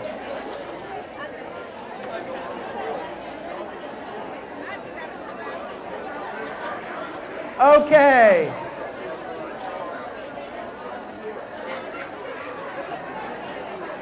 So, and folks that are in the middle, can you just go back to actually to the sides? Come over to the side or up in the front just so you're out of the middle there. Okay, let's look at some of the ones we have here. Okay, pressure. Why pressure? Oh wait, hold on. Let's get everybody. And, okay, listen up. Why pressure? To maintain that status. The pressure to maintain the status. How many people have ever had that experience? Someone recognizes you, you go, oh crap, what if I can't do it again in the future? Yeah, and by the way, listen up. This is why, very important point here for people who are giving recognition and for also when receiving it. The reason why people have the concern of increased pressure is because we're not being specific when we're recognizing the person. I appreciate the fact that you were able to get this done this week, and I appreciate all the effort that went into making that happen. Individuals have control over their effort. They don't always have control over the result. We can reproduce the effort, we can't always reproduce the result because there's other circumstances that are at play. So that's why it's so important to focus when we're recognizing people, focus on the effort, not just the result. The challenge is most of the time we only see the results. Okay, don't worry, I'm not going to go into this much detail on every single thing on the flip charts for anyone who's worried about that. Okay, being the center of attention, standing out. How many people have that on their list? Okay, I'm going to jump around. Higher expectation, freedom, cheerful, belonging, uncomfortable, enthusiastic. Sorry, I'm going too fast.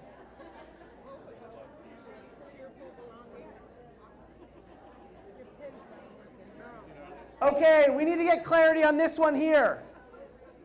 What does it mean? Oh, really?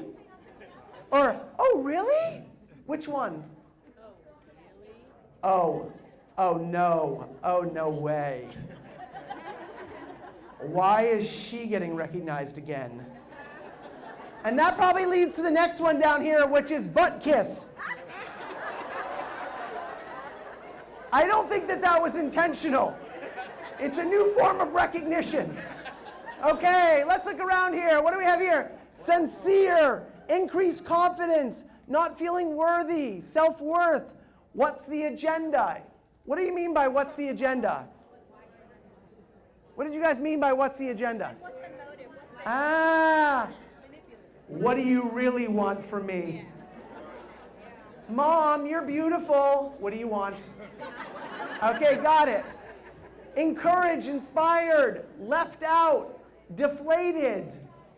Oh, sorry. Yeah, upside down. Here, flip it around. Okay. Not worthy, positive perception, draws out insecurities. Let me ask, why does it draw out insecurities? Okay, hold on. So the challenge, guys, is because we have so many people, we really need to work on just this section to have one conversation. Why does it draw out the insecurities? Because it brings up the self-doubt. They got recognized, I didn't. What did I do wrong? By the way, I want to ask you, how many people here have kids? Or how many people were a kid at one point in time? I like to be inclusive. Okay, so as a parent, or as a manager employee, when you recognize one person, when I recognize Rodney, thank you so much. Really what you did was awesome the other day. Is my intention that everybody else feels like they suck? Yes.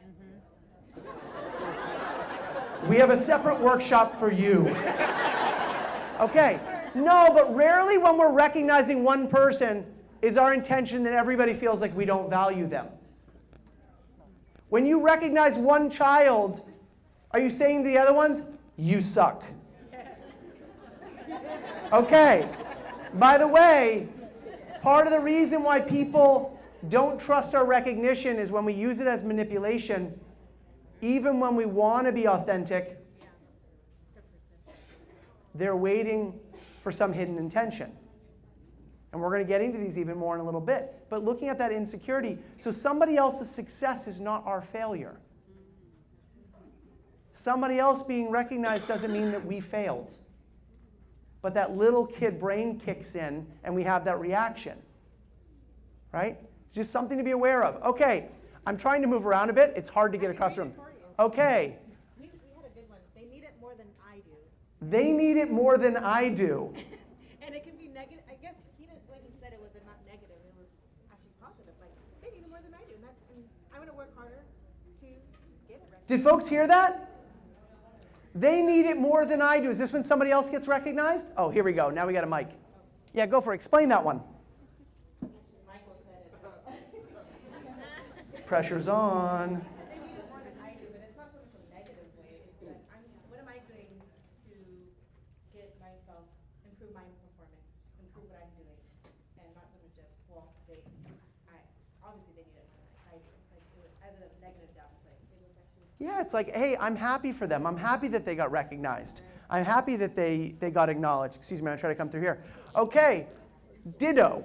Okay, I'm going to move that one. Okay, builds trust, tears down, pride, boss, show me the money. Okay, Job well done, awkward, embarrassed. I love him saying awkward, embarrassed, and he's got the thing over his face. Okay, awkward, embarrassed, appreciated. Voluntold, more. Okay, go ahead and explain that one. I think when people recognize that you do a really good job at things, it's great to feel appreciated, but with that appreciation comes like, okay, what committee do you want me to do? Yeah, exactly. And that's why it's always important. And here's the thing. One thing I didn't talk about in the beginning, well, I'll come back to that. Remind me to go to the platinum rule a little bit later on, okay? My role is less important, okay? Recognition, pressure, happy, cheated, valued, pissed off, praise, favoritism, embarrassment, greetings, smile, thank you. Okay, which ones haven't we gotten here? Favoritism, kiss ass, okay? Here we go, defensive. How many people when somebody else gets recognized and you don't, you find yourself getting defensive? I did a good job too. I did a good job too. I ran this workshop in Chile, and I had one group that put it up. When somebody else gets recognized and I don't, I get more critical of them. Which I thought was very interesting. It's like, well, you know what? They're not that good, and I'm going to show you why. It's interesting. Okay, attention, boosts morale, increases creativity, loss of teamwork, loss of motivation. Why? Why loss of teamwork? Yeah, I mean, it's the same thing with kind of the motivation. Hold on one second. Hey, folks, if I get the attention over here. It maybe just kind of reinforces the fact that now you're kind of going to have to compete if you want to maybe get the same recognition. Doing better than that person who got recognized. Yeah, like feeling like we've got to compete with them. Isn't that crazy? By the way, who here works for Valley Mountain Regional Center? Does anybody work somewhere else? Okay, maybe there's a few people here. This is the thing that's so fascinating. I was running a retreat for a group in Cairo a few years back, and there was this really small IT guy there. And we're in the middle, and everyone's fighting with each other and talking about dynamics in the workplace, everything like that. And this guy, Mina, puts his hand up like this, and he goes, I have a question. Aren't we all working for the same organization? Why are we fighting with each other? Why are we competing with each other? Do you know what? It takes a wise IT man to resolve the problems. Yay! Okay, great. Okay, proud, trouble starting, disappointed, pissed off, resentful. Okay, awesome. Which ones? Who has some on their list that we haven't talked about already? Being recognized as a group is easier. Fear of being judged by others. How many people, when you get recognized, you're worried other people think you don't deserve it? How many of you think other people don't deserve it when they get recognized? That's where that comes from. Respected, good, united, shy, enlightened. I think that was enlightened. Was it enlightened? Okay, what do we have over here that hasn't been shared? Anybody have some on their list that we haven't talked about already? Deflection. What do you mean by deflection? I love the style. No, I didn't do that good. I'm not that good at that. I'm not that good. No, don't recognize me. Give me more. Don't recognize me. It's nothing. It was a team effort. And we're going to talk about the ways that we deflect recognition. What is this? Salty? You're going to have to explain that one. Was that somebody else? What's salty? It's side-eye. It's like this. Is that like ghosting? Is that the same? Something else? No, that's something different. Sorry. I am so not up on the times. What's salty? Okay, explain it.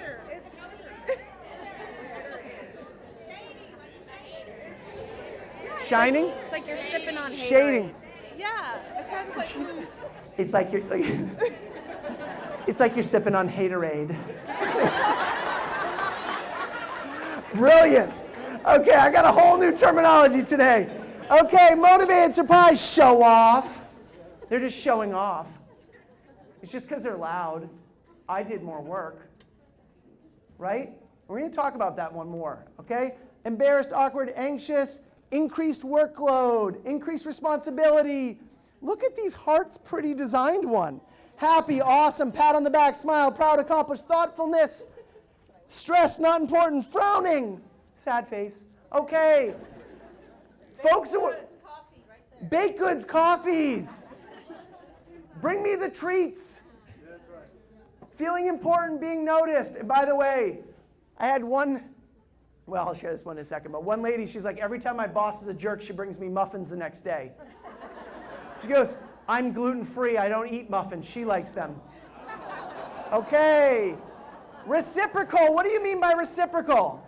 You feel like you have to give a compliment back to whoever complimented you. Have a nice flight, you too. I'm not flying. Okay, worthy, unvalued, ignored, fear, safe, relief. Why relief? Why relief? Come on, guys, you picked it. They're all like, You want to put us on blast? Okay, you have relief, so you explain it over there. They don't want to talk over here.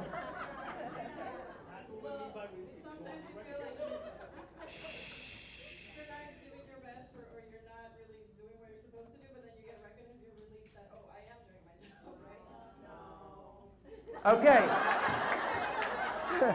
Wow, I'm glad you're united.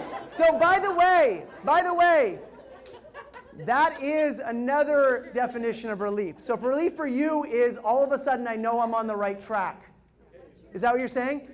So by the way, I told you in the beginning, different words mean different things to different people, clearly, right?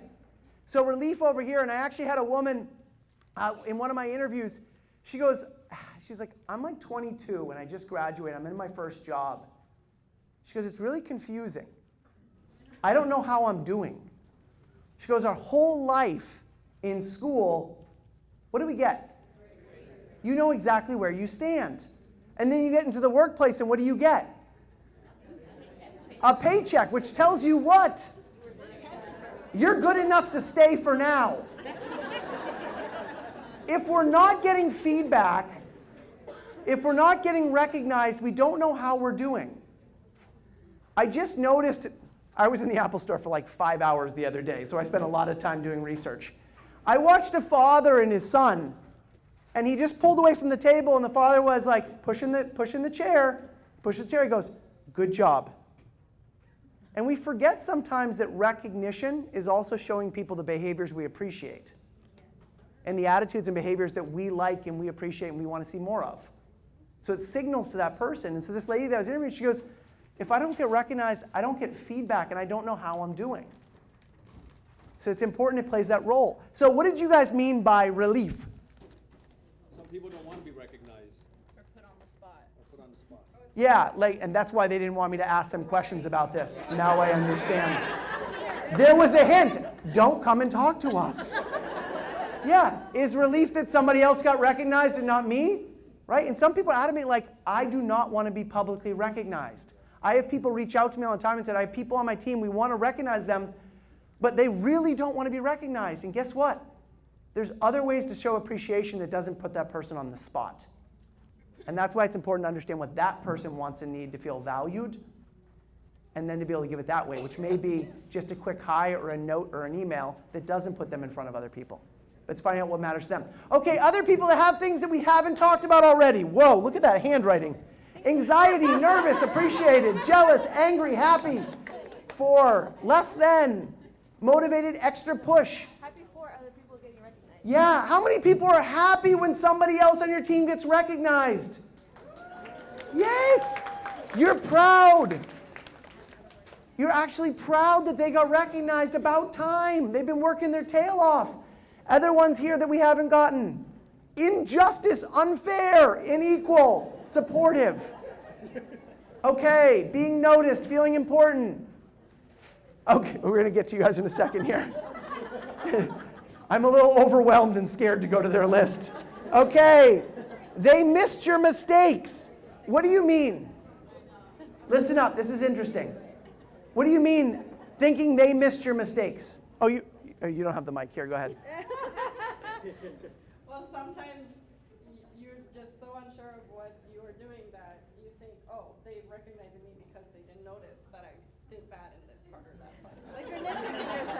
Yeah, like, oh, I got recognized. Oh, you know what? Let me go sit for a couple hours and think of all the things I didn't do well. Right? How many people your brain goes there?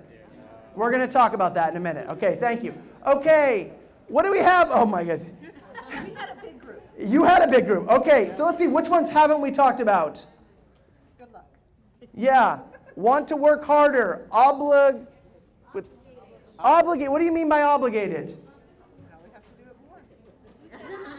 Brian doesn't want to answer. Somebody else. Expected of you. Like, What? You just feel compelled and obligated and guilted into performance, maybe? Yeah, you feel guilted into performance. You're so amazing. We love having you here. Oh, you want me to volunteer for the shift tomorrow? Okay. Yeah, we feel that connection. Okay, grateful, high spirits, pressure, fulfilled. What's this here? Loved, empowered? Oh, loved. I thought it was covered. I was like, I didn't know what that was. Okay, loved, empowered. Any ones that we haven't got? Questioning, envious, suspicious, sad, doubt, distrust, traitors. Okay, resentful. Any ones that we haven't shared? Please give a round of applause to our flip chart stands. Now,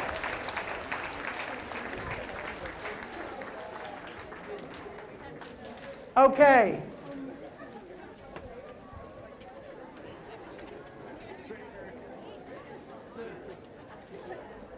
So, what did you see looking at this? What did you notice looking at these lists? There's a lot in common. Okay, one, there's a lot in common. What else did you notice? It's dangerous. What do you mean it's dangerous? You could be well intended and have all these terrible things happen. Can I borrow your list? Yeah, like, imagine this is my head. Oh yeah, please just recognize me. And then think about all the thoughts that are going on for that person. Why are people sometimes uncomfortable with recognition? Because there's a lot of a baggage around it. Think about it. Embarrassed, anxiety, disrespected, excluded, included, resentful, increased obligations, pressure. What do they really want from me? Here's a list from one of the most diverse groups I think I ever worked with, which was at a hotel in rural Lebanon. And we had people with not even a middle school education up to people with PhDs from all levels. Moved, touched, proud, overwhelmed, suspicious, embarrassed, satisfied. Why me? Why can't I do it too? Awkward, happy, self-confidence, energized, to push, fair reward. It's not enough appreciation. There is no need or duty. No matter where I go in the world, I get the same lists. And the truth is, I'm the one running the workshop, so I can own that part of it. But no matter where I go, whether I've worked with oil workers in Oman or with UN employees in Chile, the same kind of things come up. This is about the human relationship to giving and receiving recognition. Now, if you walked into the room, you know when you walk into a training room and you see what's written up on the board while you're waiting for your class? If you walked in and you saw this written up on the board, what would you think we're talking about? Would you think we're talking about recognition? Probably not. Now, here's the important thing to get. The key distinction here. What we associate with something dictates how we experience it. What we associate with something dictates how we experience it. For example, if I said tomorrow morning, 6 a.m., we're all meeting to go for a run. First of all, who are my runners? They're like, you're going to pay me to go for a run? She's like, yeah. Who are my people that are like, I got a bit of a cold? What we associate with something dictates how we experience it. What about coming home and finding this today?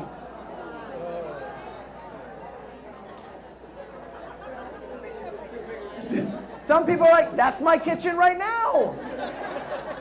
Damn kids. Damn husband. Damn me.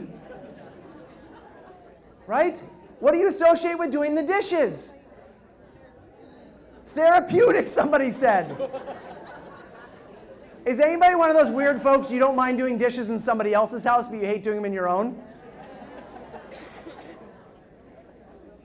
When I worked with the West Side Regional Center, I had a few individuals in the program. And when I put this slide up, a guy raises his hand, he goes, an opportunity to help my mom.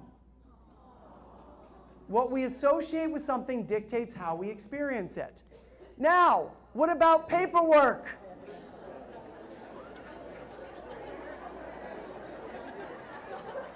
And for many of you, by the way, if you're not using paper, this may be your inbox.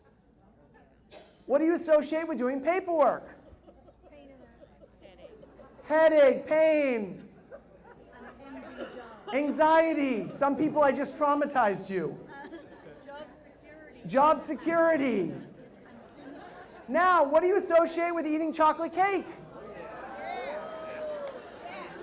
Okay, so I can tell by Rodney's face he's not a chocolate cake person. He's like, yuck. So who are my people who are not chocolate cake people? Put whatever your vice in. If you're a salty person, it's chips. Think about that. Okay, now listen up. What we associate with something dictates how we experience it. So I've got paperwork and I got chocolate cake. You know what? I'll get to you later. Oh yeah. It doesn't work that way. Right? What we have is what I have our color is like I told you that in my research I found that the number one thing people associate with being recognized, 88%, is the experience of feeling valued. But problematically, nearly 70%, a number I believe to be much higher, associate embarrassment or discomfort with the process. So if we have two associations with the same thing, right?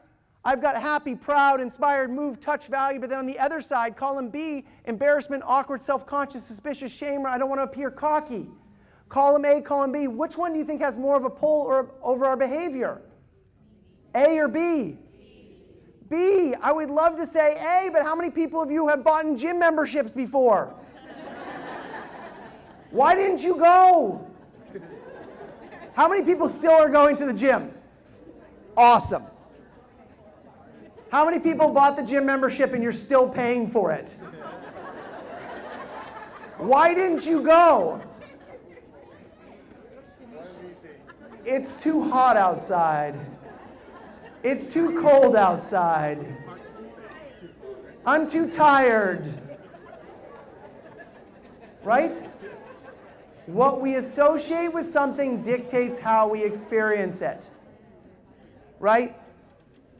And Justin, right? Justin. So last time Justin actually came up to me after the workshop and we were actually talking about this. And he actually gave me one tip when I said, what else would you use? I call it the dual association. He said, well, it's ambivalence, right? And what was really cool, and I'll just thanks Justin for this, is that one comment that he shared had me open up a whole nother line of research looking at, we have ambivalence. Does everyone know what ambivalence is? We normally talk about ambivalence as like, yeah, I'm just kind of wishy-washy on it. But ambivalence, as far as I understand it now, is meaning we have two strong emotions with the same thing. And those conflicting associations, and I actually went out and found a researcher who's at Yale who's been studying ambivalence in our decisions. Like, you know when you apply for a job, has anyone ever done this thing where you're like, yeah, I really want it, but you know what? If I don't get it, everything's going to be great. I really want it. But and we nurture relationships, both positive and negative, when we're uncertain about something. We nurture an ambivalent relationship when we're uncertain about something, when we have outcome uncertainty. Now, the reason why we do that around recognition is we're uncertain of the intention of the other. Right? And what she said is that people nurture ambivalent relationships as a means of self-protection. What's their intention? Why are they doing this? Why are they saying this to me? Do I deserve it? I don't want to disappoint them in the future. What if it increases the expectations? What if I'm really not that good? So the outcome uncertainty that we nurture is being unsure of what's happening and do I deserve this? Or what's that other person's intention? Now, are we going to resolve all these issues in a workshop? No, because where did all these associations come from? They come from our past. Right? They come from our past, and we could put everybody on the floor and we could psychoanalyze everybody, but we're not going to get very far very fast. But what I do want to talk about is that I found is that there's certain things that we do that keep these things in place. Okay? So, I actually said the acknowledgement pitfalls. I'm going to skip this here just time-wise, okay? So, we talked about these and gave many examples of what are the things that people do that make praise feel inauthentic. The butter them up technique they showed, where we recognize somebody and then ask for something. Positive preempting, sandwiching, or less eloquently known as the shit sandwich. Where we compliment somebody, then give feedback, and then another compliment. How many people were trained in this model? How many people, when somebody recognizes you, you're waiting for the but? Do you see where that comes from? So instead, if you need to give feedback in an instance with somebody, when you need to give feedback, say, I need to give you both things you're doing well and things you're not doing well. Which one do you want me to start with? And then give them the opportunity if you need to do it. Because most of the time, when we're using the sandwich feedback model, do we really mean the compliments? No. Who are those compliments really about? They're really about making us feel more comfortable with the bad news that we're about to share. Any compliment followed by a but is not a compliment. And for you tricky folks out there, I'll just use and or however. Any compliment followed by a but is not actually a compliment. Okay? The other one, guilt praise. Right? This is when we're a jerk, and instead of apologizing, we over-compliment to compensate for what we've done. Instead, we just admit, I made a mistake. I was a jerk. Here's what you can count on in the future. Right? And then communicate and show them what they're going to do. And then the take down, take out technique, or this is what I call the recognition saboteur. This is what we do when other people get recognized. I call it put down praise, and we don't. How many people, you've been in the room and someone goes, they get recognized, you go, oh, actually, it may happen later today when someone gets an award. So let's just prepare you for this. When someone gets recognized, you go, they don't deserve it. How many of you have been in a situation or circumstance where you were dealing with things outside of work and nobody knew about it except for your manager? Right? And they got that, yes, you may be just showing up to do your job, but at home, you're doing 20 other jobs. Maybe it's a sick family member or something going on, right? And that's why it's important to give people the benefit of the doubt. Several years ago, back in, actually almost 20 years ago, my father passed away very suddenly of a brain aneurysm. So I was in Vermont, and he was 5 hours away in Maine. And I got the call at work, and so I got in the car. It's a 5-hour drive. I made it in 3. So when I drove by you on the highway, what were you thinking? Actually, don't say that out loud. But I knew that if I got pulled over and I shared what was going on, they'd understand. It wasn't that it was appropriate that I was driving that way, but there was a circumstance that had me doing that. And I always remember that because every time I see somebody drive by me fast, I think, you know what? I don't know what's going on for them. So when somebody else gets recognized and you don't, give them a benefit of doubt. And then also, if somebody reaches over to you and they go, they don't deserve it, here's the best response. What do you want to be acknowledged for? Nothing. Do you feel valued? No. Well, what do you want to be recognized for? Nothing. It will mess with their head. But by the way, usually somebody says that because they don't feel valued themselves. So just ask them, what do you want to be recognized for? And it will catch them off guard, and you can have a little fun with them and have them feel recognized in the process. Okay? So these are what I call the ineffective recognition practices. And when we use these on others, we worry people are using them on us. And so the goal, and I still catch myself doing the butter them up technique, and I buy flowers all the time after I've been a jerk. Right? But the aim is to work on phasing these out of our daily use, because when we use them on others, we worry people are using them on us. And when we intend to recognize somebody authentically, they don't believe our recognition. So the aim is just to work on phasing these out of our daily use. Okay, there's some few other ones here. Guilt praise, pity praise, be more like your brother technique, and I'll share these with you afterwards. So by the way, because of this, we often divert recognition. What are the ways that people divert recognition? How do we respond? Somebody recognizes, you're great. No, you're great. Great shoes, great dress. Right? And we do that largely because the compliment felt good and we want to recognize them back. You gave me something, I want to give you something.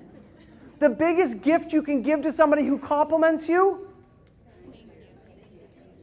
is appreciating their compliment. I had a woman, I was in the dentist chair. And the woman's the woman wasn't recognizing me in the dentist. Great teeth you have. No. I'm sitting in the dentist chair, and you know the thing, I'm sitting there, and I'm watching the two people, and I'm watching the dentist and her assistant just working so flawlessly together. I'm like, amazing, you're not even talking. And all of a sudden, I took it out. I'm like, it's amazing how well you guys work. You don't even talk. It's amazing how you do that. No joke, the dentist, we screw up all the time.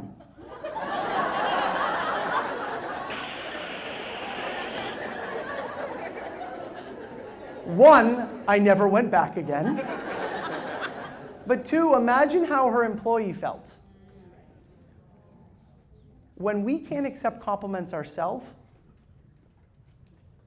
one, we often don't give them, but also it sets a tone for our teams, right? If we don't accept compliments, and other people tend to do the same around us. So how do you respond when someone gives a compliment? You just say, thank you. And if it made a big difference, thank you. That really means a lot to hear that. That made my day, because I was actually having a bad day, and you saying that made a huge difference for me. Thank you. And by the way, recognition doesn't always have to be this deep and meaningful thing. It would be weird if you're at the end of, you're at the grocery store, you're at the Safeway, and the person's bagging your groceries like, thank you. The way that you separate my coal items and warm items into separate bags, it makes a profound difference in my life. Thank you so much for who you are. One day, that would really make someone's day, I'm sure. But that would be weird to do that all the time, right? There is transactional thank yous, where you're just saying, hey, thank you for being here today. Good morning, where we signal to people that we value them and we notice them. Yesterday, when I was coming into the office, I told you I did a presentation on Facebook, and the guys who were sitting at the front desk as people were coming in, somebody came in this mode, like. Anybody come into work some days that morning where you're hyper-focused? But when we do that, we often miss the people around us, right? And so one of the other ways of acknowledging people is just recognizing people's presence and that they're there. And we're going to talk about that a little bit when we go into self-care. So here's a couple distinctions when it comes to accepting compliments, is to relate to acknowledgement as a gift. When we avoid it, redirect it, or divert it, it's like someone's offering us a gift and we're throwing it back in their face. So we just say thank you. And the other thing that people don't realize is that recognition is often more about the giver than it is about the receiver. That recognition is often more about the giver than it is about the receiver. When somebody's recognizing somebody else, they're sharing how what they did, their actions or behaviors, how they impacted them. So it doesn't matter whether you agree or disagree with what they're saying. That's why we just say thank you. Okay? So,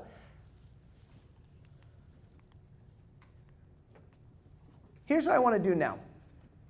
It is 11:05. I want to make a transition now into the self-care side of things for a few minutes. Okay? What I want you to do is, if I do a 5-minute bathroom break, we're not going to get back within 20 minutes, are we? That's not realistic, is it? Okay. So what I want you to do right now is clear off the table. Not clear off the table, just leave it there. But what I want everyone to do now is to grab a pen and that sheet of paper that you got when you came in the door today. I want you to grab that and have that out in front of you while I just get the slides together.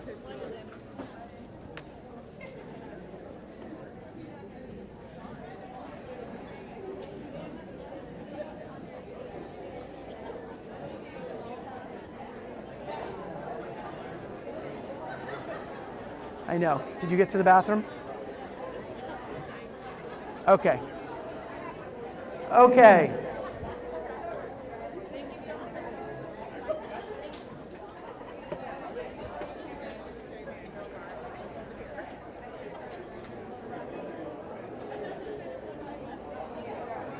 It's 10 past.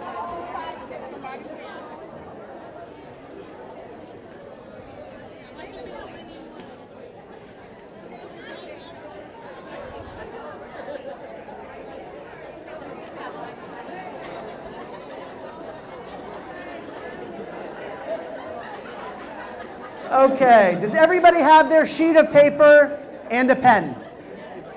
Okay, good.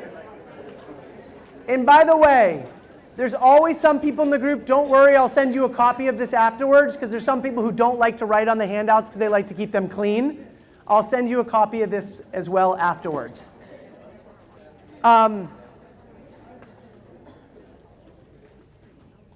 So I want to shift in. Here's what I want to do between now and noon.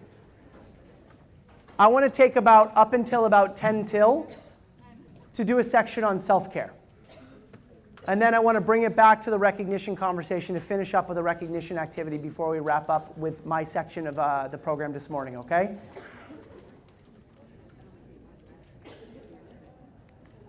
So, how many people here have ever physically run out of gas in your car? Wow. I gotta go home, guys. I can't help you. Okay, why did you run out of gas? Okay, okay.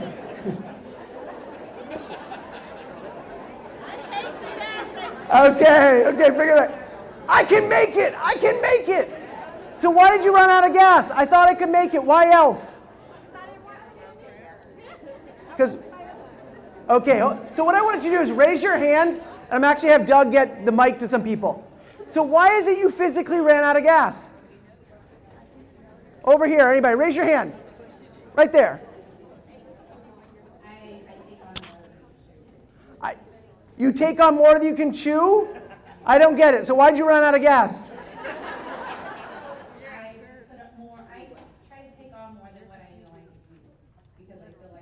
Oh, no, I'm talking about physically running out of gas. I'm talking about like your car ran out of gas.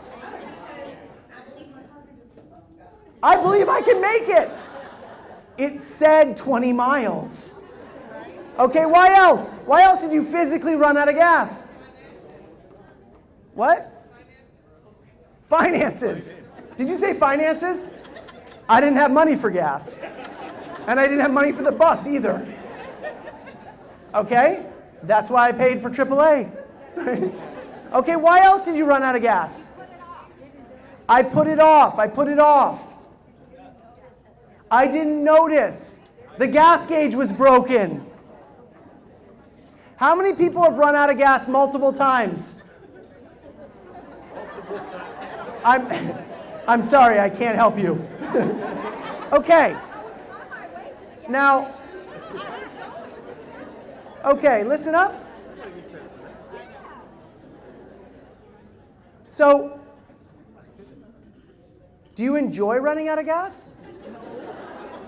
No. So, here's my question. How come we don't run out of gas all the time? Well, some of you learn your lesson, some of you clearly don't, right? No, but the reason why we don't run out of gas is that there's something in our car that shows us where we're at. There's a gauge that when we get into our car, we look and we can see, oh, you know what, here's where I am. And we're able to check in and see where we're at. How many people have been burned out before in work? And I'm not talking about clinical burnout. That may have happened at some point. Where you got to the point where you're just struggling to get out of bed. Maybe it was today. Okay? But how many of you have been physically burned out at some point in your career? Raise your hand. How many people have been burned out multiple times in your career? How many of you are burned out right now? Okay. So here's my question. Do you enjoy it? Then why do you keep on doing it? For the money. So here's what tends to happen. Hey folks, I'm just going to ask, only because we don't have a lot of time now, we are going to get into some conversations at our table, but if you can just try to bring it back focus, because when it's talking, it's really hard for me to get the attention to keep on going, okay? So if we can just try to, we have about 45 minutes left here, and I really have a lot of things that I want to give you today, okay? That's my commitment. So one of the things that happens, why is it we keep on burning out, is because all of us, we start and we have our structures in place. Yeah, sure. I'll take up an extra shift. It's no problem. Oh, you want to paint your house this weekend? Oh, sure. I can help you with that. Why not? I have plenty of time. No, it's fine. Oh, you can't do your paperwork? Oh, you want me to help you out? Does anyone ever feel like this? The part that we forget is each time we take things on, we forget that we take them on, right? And things sneak up, and then all of a sudden we've taken on more than we can actually handle. And we stop checking in to see where we're at and what do we actually need to be at our best. And so today, what I want to do in the next few minutes is I want to work on installing this. I want to work on installing what I call our personal success equation. What is it we need to be at our best? So that we stop taking everything up here. And one disclaimer that I want to give,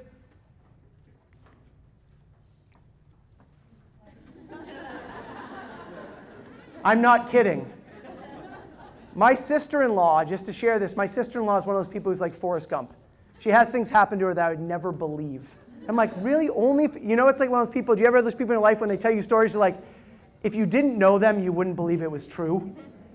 Well, she actually had someone call her up at one point in time and says, hey, you know, we're having this event in New York and we need to host this high-level person. We can't tell you who it is. And she goes, yeah, sure, I'll help you out. I'm in town. She goes into this room and she's just kind of waiting there. And all of a sudden, the Dalai Lama walks in. And the first thing he says is, do you want a whiskey? My doctor says I need it for my hypertension. What? And why I love that and loved hearing that is I think we have this idea in this self-help world that we live in where people are always saying these quick fixes. And if I just do this and take 5 minutes for happiness and joy. The truth is, it's all ongoing work and development. Regardless of who you are and what resources you have, it takes ongoing work to constantly maintain and check in with ourselves. And I want to dispel that myth because oftentimes people think that it's just like, yeah, I can just do this one thing. Everyone's selling these quick fixes. There's no such thing. It's ongoing work and development, okay? So, one, I want to talk about this.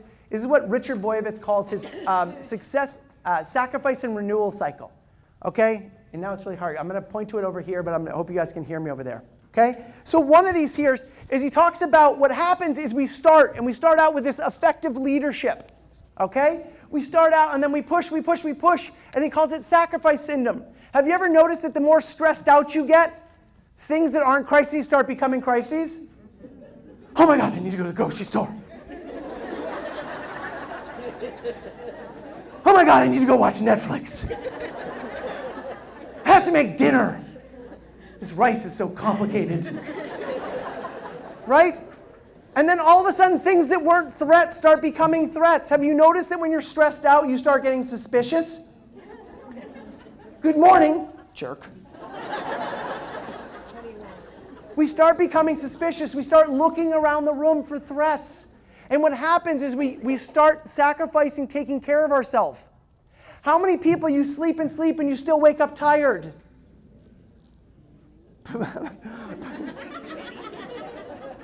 I just heard, yeah. Let me ask that again. How many people you sleep and you still wake up tired? Why that is because we take care of our body, but we don't take care of our mind. And so what he found in his research is that to be able to kick, what happens is we get stressed out. It triggers our sympathetic nervous system, which is also known as Fight, fight or flight. And those are great and really useful when you're driving in San Francisco. But oftentimes it gets triggered. We were never meant to be in a state of stress all the time. Right? So what happens is he says we need to actually trigger our mind into the recovery cycle, which is also known as our parasympathetic nervous system, which is triggering ourselves into rest and digest or rest and recover. That actually triggers in the system that helps our body better take care of ourselves. And in order to do that, they found that there's 4 things that help us do that. 1, mindfulness. 2, hope. 3, compassion. And the last one, fun and laughter. And we're going to look at each one of those a little bit today.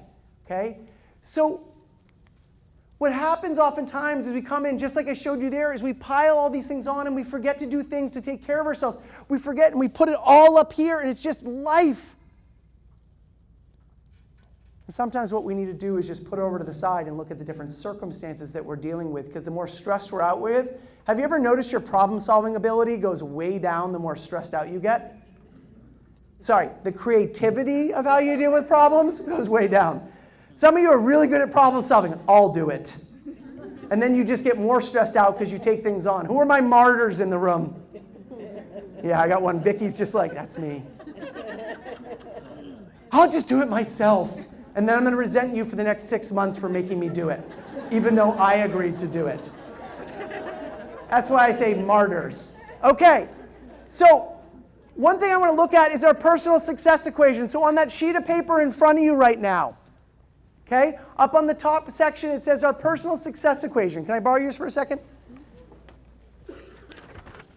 What I want you to think about is when you're at your best, what is it you're doing? When you're at your best, how many hours of sleep do you need? When you're at your best, realistically. Write it down. How many hours of sleep do you need when you're at your best? When you're at your best, what does your eating look like? Hey, and by the way, I'm talking about at your general best. I'm talking about when you have those structures in the place to take care of yourself, what does your eating look like? And by the way, don't put down what you think it should look like. Put down when you're at your best, because here's the reality. I travel all the time. I love to eat healthy, but the truth is when I go on the road, I eat crap. Right? All of a sudden, I want Mexican food. I'm in the US. There isn't good Mexican food down there, so I'm going to eat stuff that I wouldn't normally eat. I'm in Chile. There's no good Mexican food down there, I promise. Okay? But to look at in your standard when you're taking care of yourself, what are the things you're doing to be at your best? How many hours of sleep do you have? What does your eating look like? What does your exercise and activity look like? And by the way, not what should it look like, but when you're doing those main things, like I go for a walk each day. I get up and, go for a run. I walk to my car. I use the stairs instead of the elevator. Whatever it is for you, don't compare yourself to other people. What are your success structures?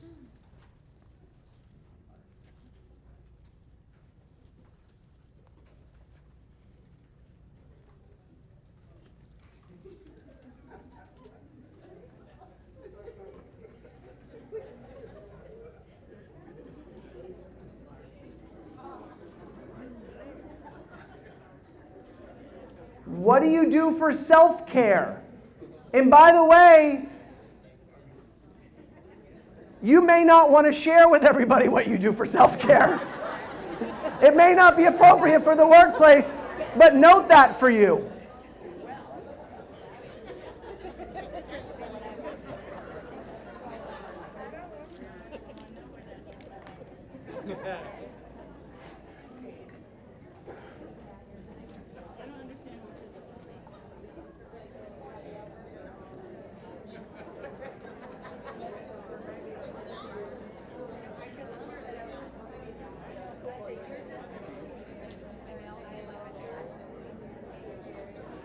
Yes. Yeah, so when it comes to physical space, what does your house look like right? And some people are like, let's not talk about my house. What does your physical space look like when you're at your best? Like for me, by the way, I work at home when I'm not on the road. So my desk, I can tell when things are getting bad, right? And we're going to talk about what are the signs we're slipping in a minute. But when I'm at my best, my desk is semi-organized. There's only one cup of coffee sitting on the desk at a time. There's only one mug in my office when I'm at my best, right? My files are organized, right? There aren't cables everywhere when I'm at my best. So look at that. What does your kitchen table look like when you're at your best?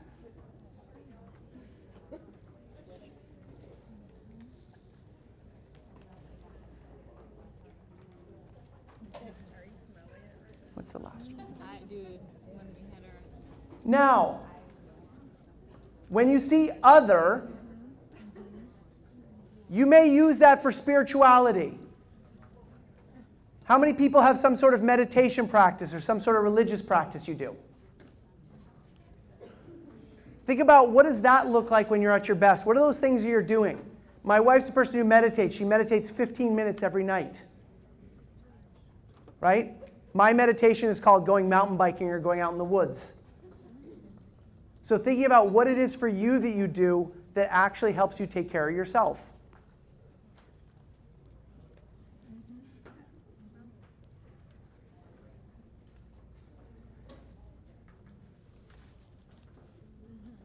Okay.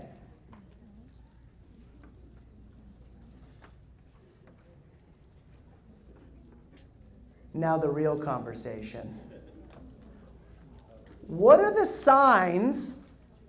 And by the way, I'm initiating this process now, and I highly recommend that afterwards you keep on thinking about this and take more time to really outline it out. But I want you to get thinking about it so when you go out of here afterwards, you've started the process of really getting clear on what things need to be in place for me to be at my best. And by the way, are you going to be able to keep those structures in all the time? No. But the aim is to understand what we need to be at our best so when we're starting to slip, we know what we need to put back in place. I know that when I'm on the road, I am not going to get 8 hours of sleep. I know I'm not going to sleep well. I'm jet lagged. I know that I'm going to be stressed out about the workshop I'm leading, so I'm going to stay up late to work on it, and I'm going to wake up early, and I'll get 5 hours of sleep. But what I know is that when I get home on Friday morning, I don't have anything on Friday to recover. So I know that when I get home, yeah, exactly, I'll leave on Wednesday, I'll be home Friday. That's my trip home. Okay? Then I know I have Friday free to be able to do some self-care. So what I want you to think about is what are the signs that you're starting to slip? And you want to be very specific here about what those things are. So what does it start to look like when you're stressing out? What does it look like? What are some of the things you start to do when you're starting to slip? Like for me, I'm not a video game person at all. If I start downloading games on my phone, it's getting bad. If I start giving permission for the second donut, it's getting bad. Right? If I start wanting to binge watch Netflix, and I start, by the way, is anybody here a finisher? You complete things when it's a season. Anybody finish the 10-episode challenge one sitting? You can work up to it, don't worry. But I want you to look at what are some of the things you start to do when you're slipping. What are some of your red flags, your indicators? Jot those down.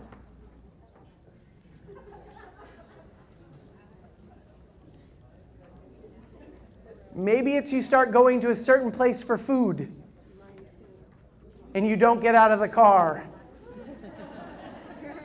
You know who you are. I was just inside your head. No. What foods do you eat? What happens to your sleep?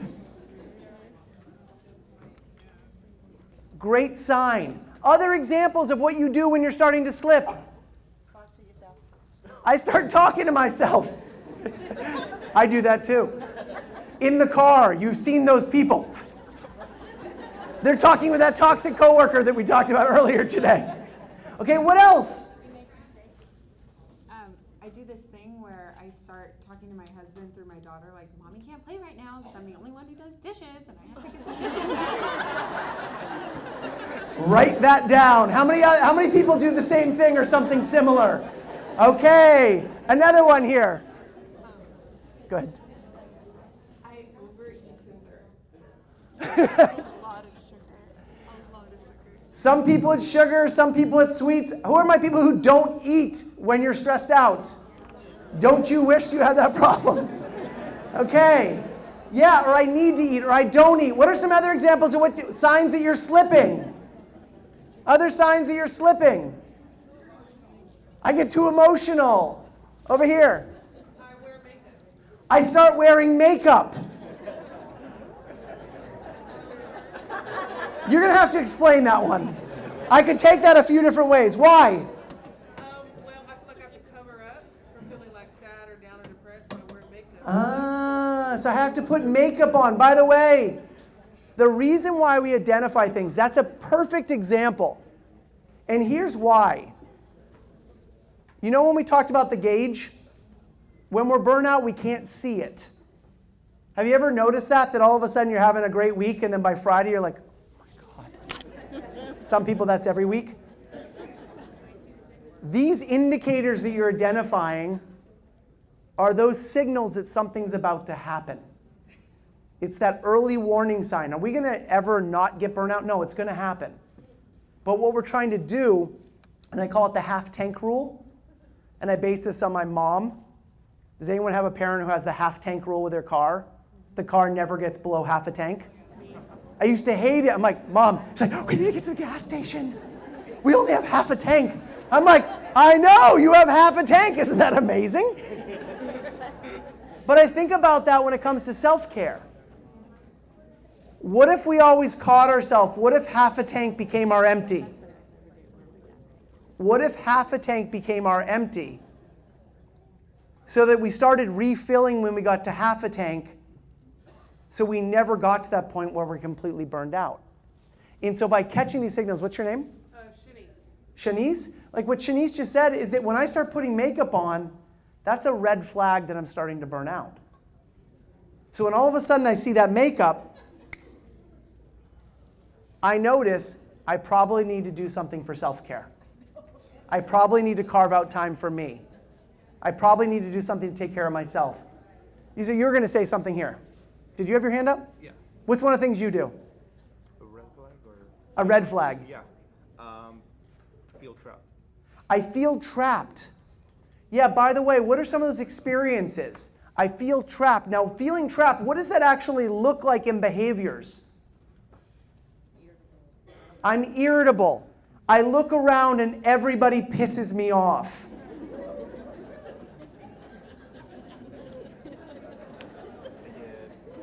Right?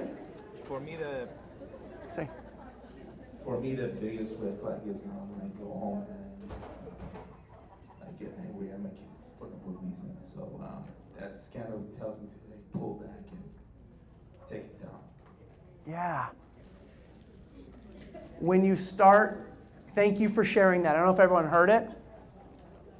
I know it's a red flag when I come home and I start being angry at my kids. And thank you for sharing that, because I just got something for myself, because a week ago I was super stressed out about my trip. I got a 3-year-old girl at home.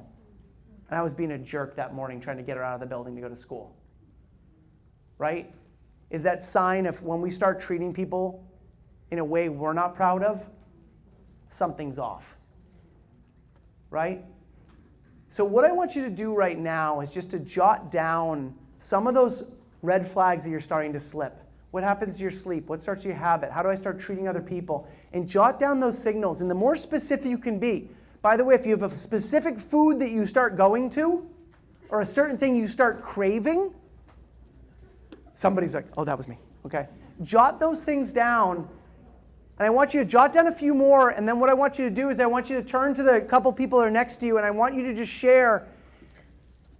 Here's some of the things that I do when I'm slipping that you're comfortable sharing. Right? And share that, because often when we share with others, we see things that we wouldn't have seen otherwise. So I'm just going to give you about 2 minutes total to have that conversation. So just share a couple of things that you do, some of the signs that you're slipping.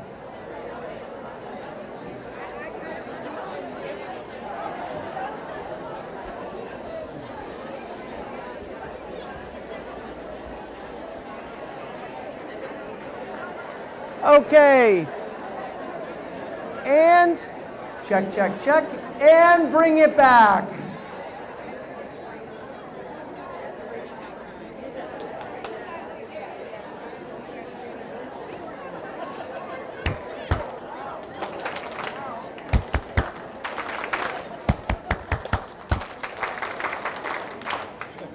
Okay, great. So, just right now, jot down if anything else that came up from what the other person shared, some of those red flags, just jot those down there. Any little things that other people brought up, I just want to give you a second to note those down. These are your warning signs. These are your warning signs that the tank is emptying, and it's time to start refilling. And so I want to share a few things that you can do in each one of these areas to help trigger that parasympathetic nervous system into rest and recover. One of them is mindfulness. How many people have some sort of meditation practice? Or some sort of religious practice? Something that you do that has you get out of your head, that has you sit in quiet. Looking at Instagram is not meditation. Right?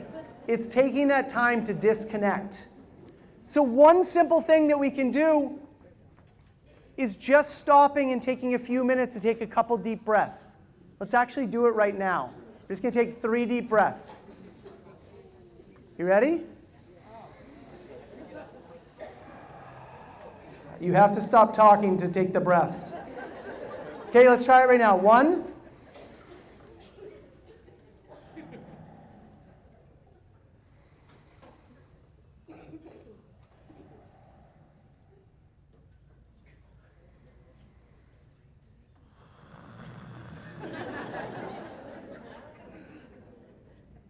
It takes less than a minute, but sometimes we forget to stop and take time to actually breathe. One thing you can do in your staff meetings is actually start your staff meeting by stopping and taking 3 deep breaths. So you actually transition. How many people you go from one meeting into the next meeting? And you have to go pee so bad, and then you're like, oh crap, I missed it. I didn't get food. Now I'm grumpy. So I want to introduce a concept. And for the folks who are on my listserv and get my messages, I think I shared this last week. What about spa scheduling your day? Now think about this. I have back issues, so I'll go get massages quite often when I'm after a trip or before a trip. And I've noticed that over the last couple of years, they're now scheduled in 50-minute increments. So that there's 10 minutes for the person to reset the room. Imagine if we started our meetings, every meeting, at 10 past, or we stopped at 10 minutes before the hour so we had time to transition. That's just an agreement that you need to have.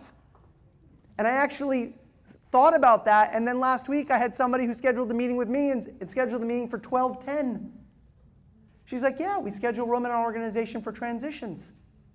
It's a simple thing we can do to make sure that we're taking care of each other. And then when you start the meeting, maybe start with 3 deep breaths to calm down and transition. And get present to why are we having this meeting right now. Okay? Another one, schedule time off for meditation reflection. How many people here have hobbies that you do that get you out of your head? And by the way, watching Netflix is not a hobby. Anybody do woodworking here? Here's what's amazing yesterday on the Facebook campus. It's crazy. They have a woodworking shop so you can go and play around with the wood to relax. They have an art studio.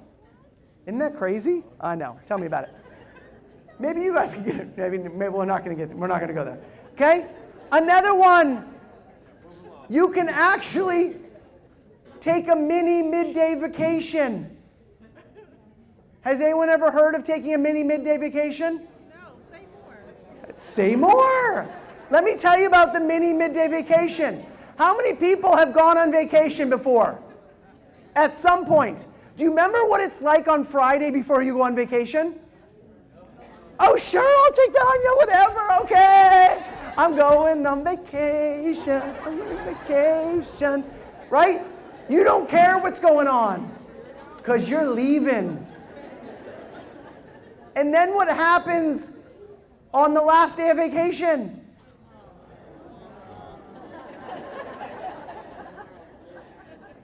You're on the beach, but you're really where? You're back at work. So vacation is really less about the location and more about the mindset. So several years back when I was in Beirut, Lebanon with my wife, there's not a whole lot of green space. But this came up because we're like, you know what, we need a break. We were both having a crazy day, so we went and we bought lunch. We paid maybe $3 for our lunch each that day. We sat in a grassy spot, and the rule was no talking about work, no gossiping, right? And just relaxing. We just ate lunch and we actually physically took a break, right? And so it's about actually taking time to do that. So who here needs a vacation?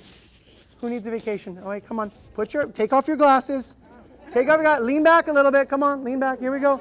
Let's get them cucumber slices. Oh, there we go. Come on, here we go. Lay back. Lay back. Okay. There we go. Here we go. Come on. Oh, sorry. Who else? Okay, come on, lay back. Oh, no, she doesn't want the makeup. Okay, lay back, Tim. Come on, Tim. Here we go. We'll take care of those bags, Tim. Okay. Oh, here we go. Here, we're going to put that there. Okay. Here we go. Relax. Here we go. Take a break. Oh, she's like, I want them. Okay, now, everybody help me out. Ocean sounds.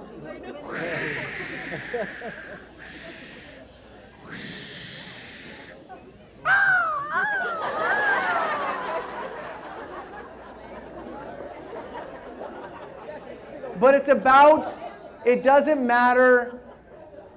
We can take a vacation at any point if we choose to. It's about creating intentional time to take a break. You guys live in a beautiful area, whether you think it or not. There's so many places to go out for a walk by water, and I envy you for that. What about instead of going and having your meeting in a conference room, but having a walking meeting? If you've got to get on a phone call, what about having your phone call while you're walking outside? But intentionally making choices that help us recover. Okay, and by the way, I'll send you this so you can actually put it on your door or your car. Do not disturb, I'm on a mini vacation in my office.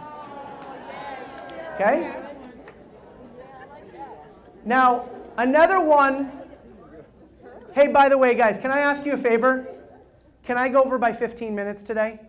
Is that okay?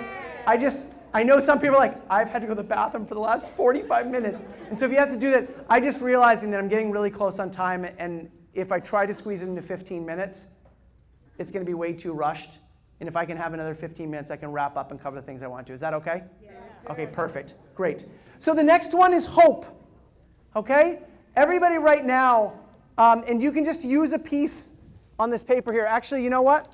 Go on the front here where it says name and just use the 3 dots below. I want you to write down 3 to 5 things that you're grateful for. And you're not going to share this with anyone, but just write down 3 to 5 things that you're grateful for.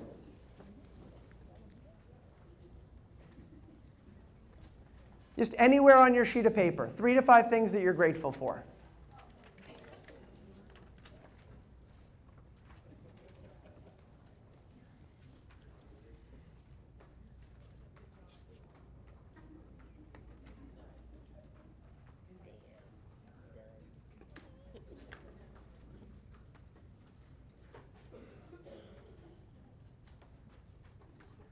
And look up when you're done.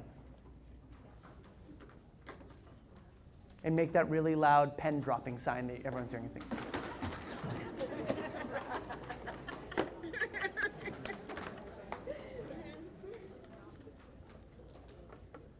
How many people have heard of gratitude journals before? Yeah. UC Davis, UC Berkeley, professors at both universities have been studying the use of gratitude journals for about the last decade. They found that people that take 3 to 5 minutes, either in the beginning of the day or the end of the day, to write down what they're grateful for or proud of, are happier, healthier, and lose weight.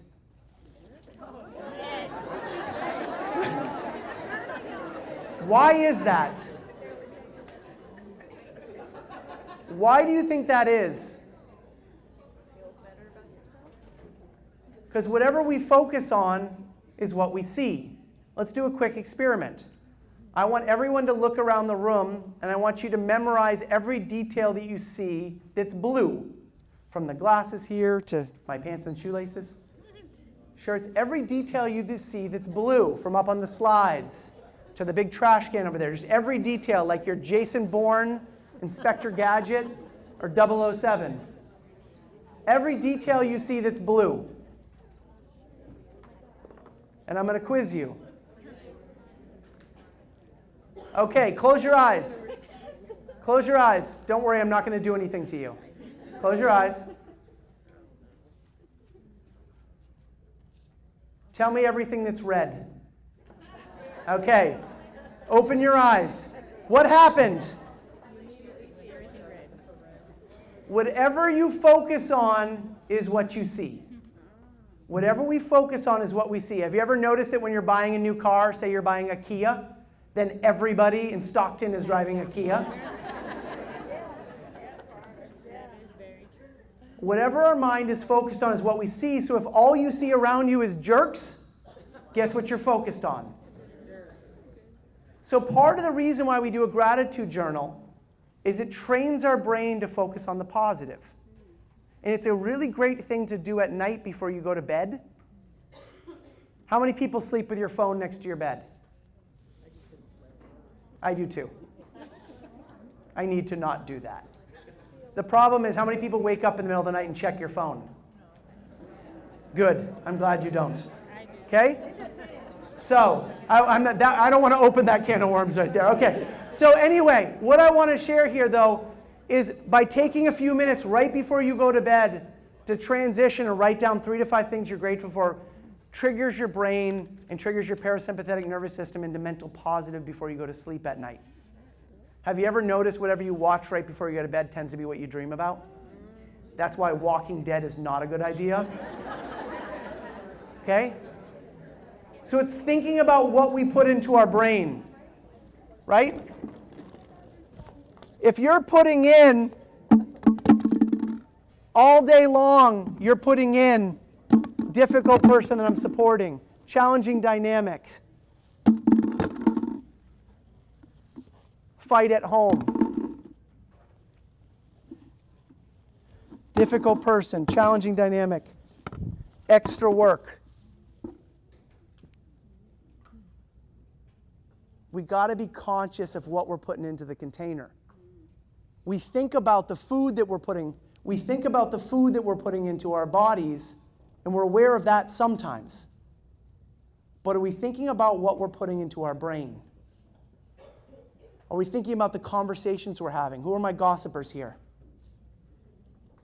Right? Yeah, you don't want to admit it, do you? Oh no, I was just venting. By the way, what's the difference between gossiping and venting?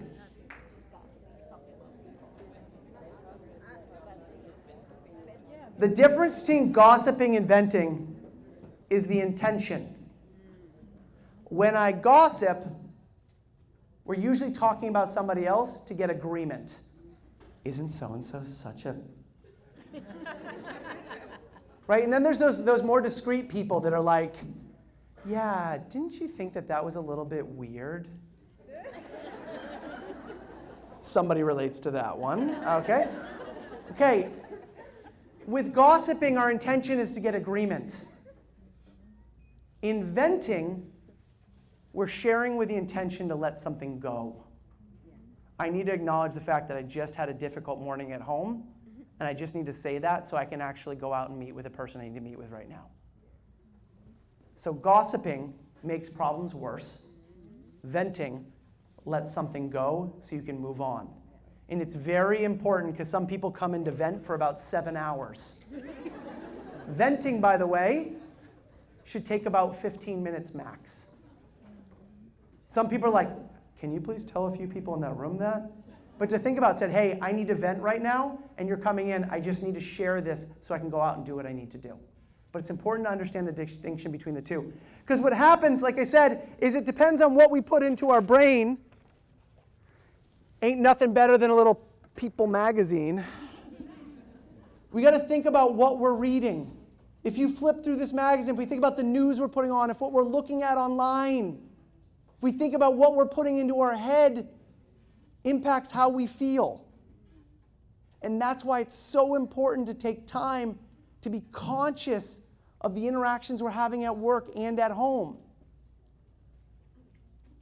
To think about what am I putting into the system, because that's going to impact how I feel. So I need to balance this out, take out a little of this crap, and put in a little, hey, I'm proud of you today. Thanks for showing up today. I know it's been difficult. You know what? How are you doing? I know things were rough last week. You know what? Thank you. I know you took the extra shift and you didn't have time to do that. You know what? You made me laugh last week. So we start countering so we have more of a balance in our brain. And we need to consciously think about what we're putting into the system. You have the ability in your comments and connections to change somebody's day if we're willing just to reach out and let them know the difference that they make. Okay? So be thinking about that. So doing that gratitude journal trains our brain to search for the positive, to scan the world for what's right and what's working. And that shifts both our experience and the other people, because what we start seeing is instead of the blue, we shift over to seeing the orange, the red, the what's positive. So everybody grab that thank you card that's on the table. There should be enough for everyone there. Everyone grab one.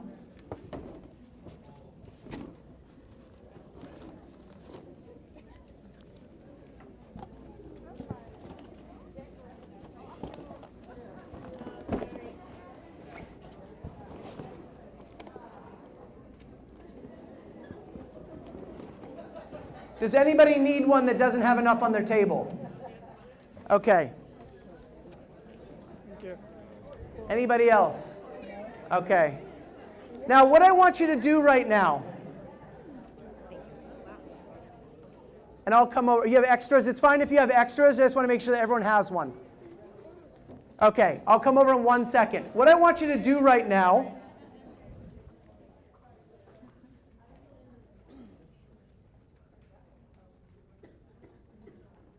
is what I want you to do is I want you to pick one person in your life, either at work or at home.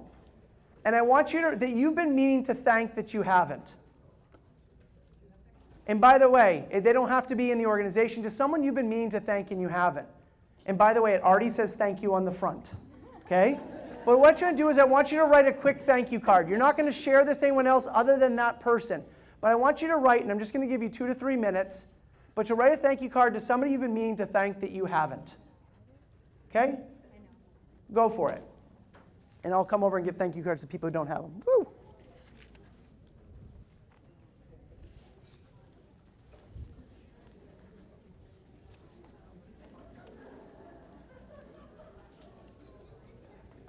Did somebody need one here?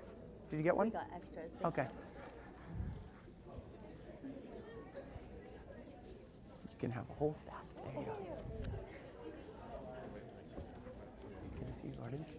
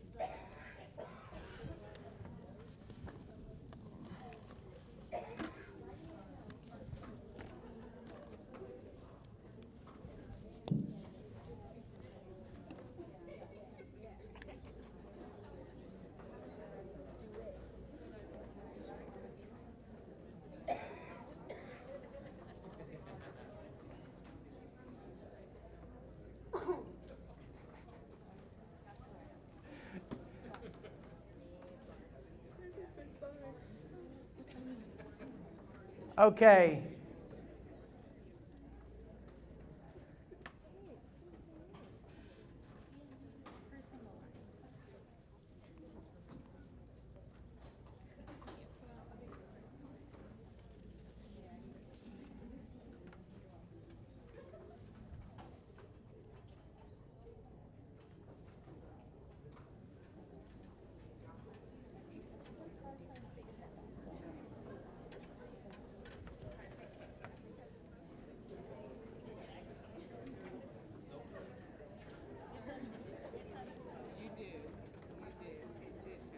Just take about 30 seconds to wrap up, and if you need to finish your card later, you can.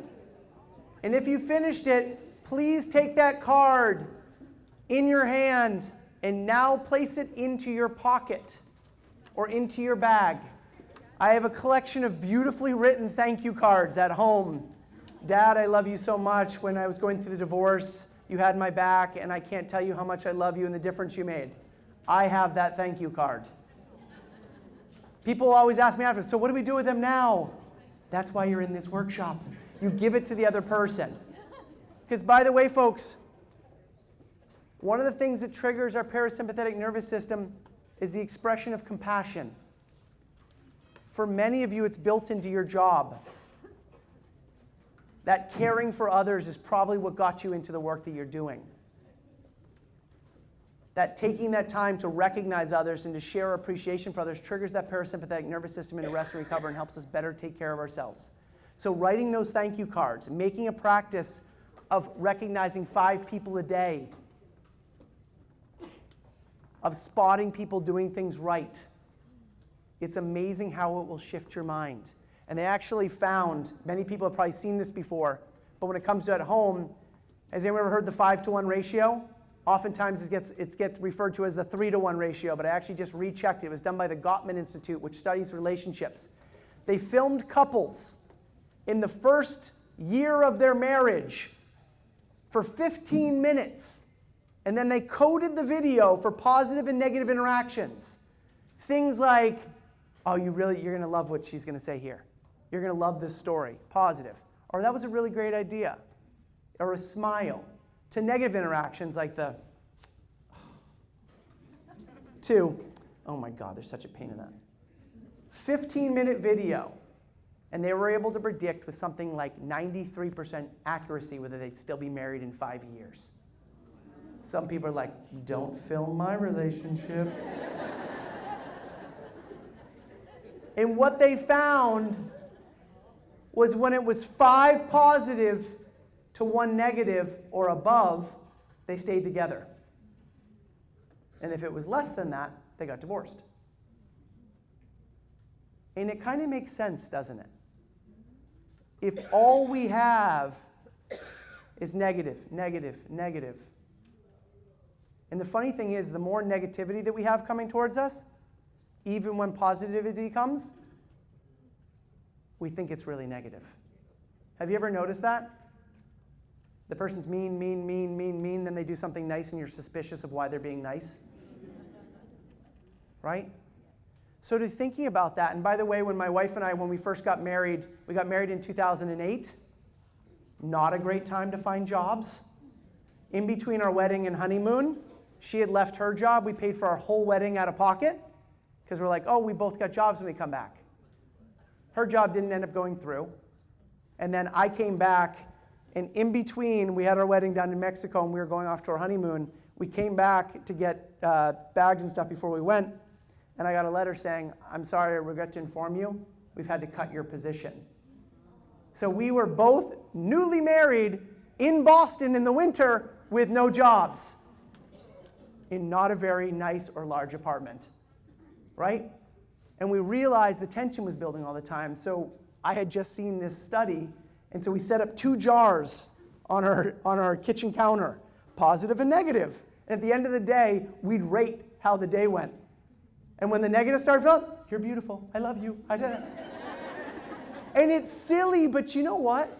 It made us conscious about how we were treating each other. It made us think about, am I relating, am I seeing the positive, or am I just focused on my frustrations and my negativity? and it makes you think consciously about how you're treating other people. So it's a good thing to check in on. Okay? So another one here, last one, which is fun, play, and laughter. Now, I guess, okay. Everybody stand up real quick.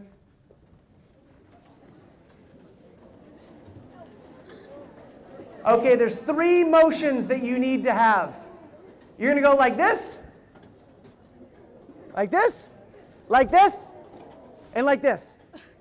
Okay? So like this, arms out, arms like this, and like this. This game is called quick draw. Okay?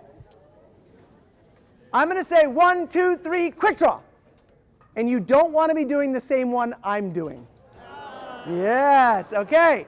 1, 2, 3, quick draw. 1, 2, 3, quick draw. 1, 2, 3, quick draw. 1, 2, 3, quick draw. Okay, now it's elimination round. If you get the same one as me the first time, I always feel bad for you, so stay in one more round. And then after that, you sit down, okay? 1, 2, 3, quick draw. 1, 2, 3, quick draw. 1, 2, 3, quick draw. 1, 2, 3, quick draw. 1, 2, 3, quick draw. 1, 2, 3, quick draw. 1, 2, 3, quick draw. Some of you are cheating. 1, 2, 3, quick draw. 1, 2, 3, quick draw. 1, 2, 3, quick draw. 1, 2, 3, quick draw. 1, 2, 3, quick draw. By the way, notice all the people who are standing. These are people who are really good at not doing what they're told. Okay, go ahead, sit down. No, thank you.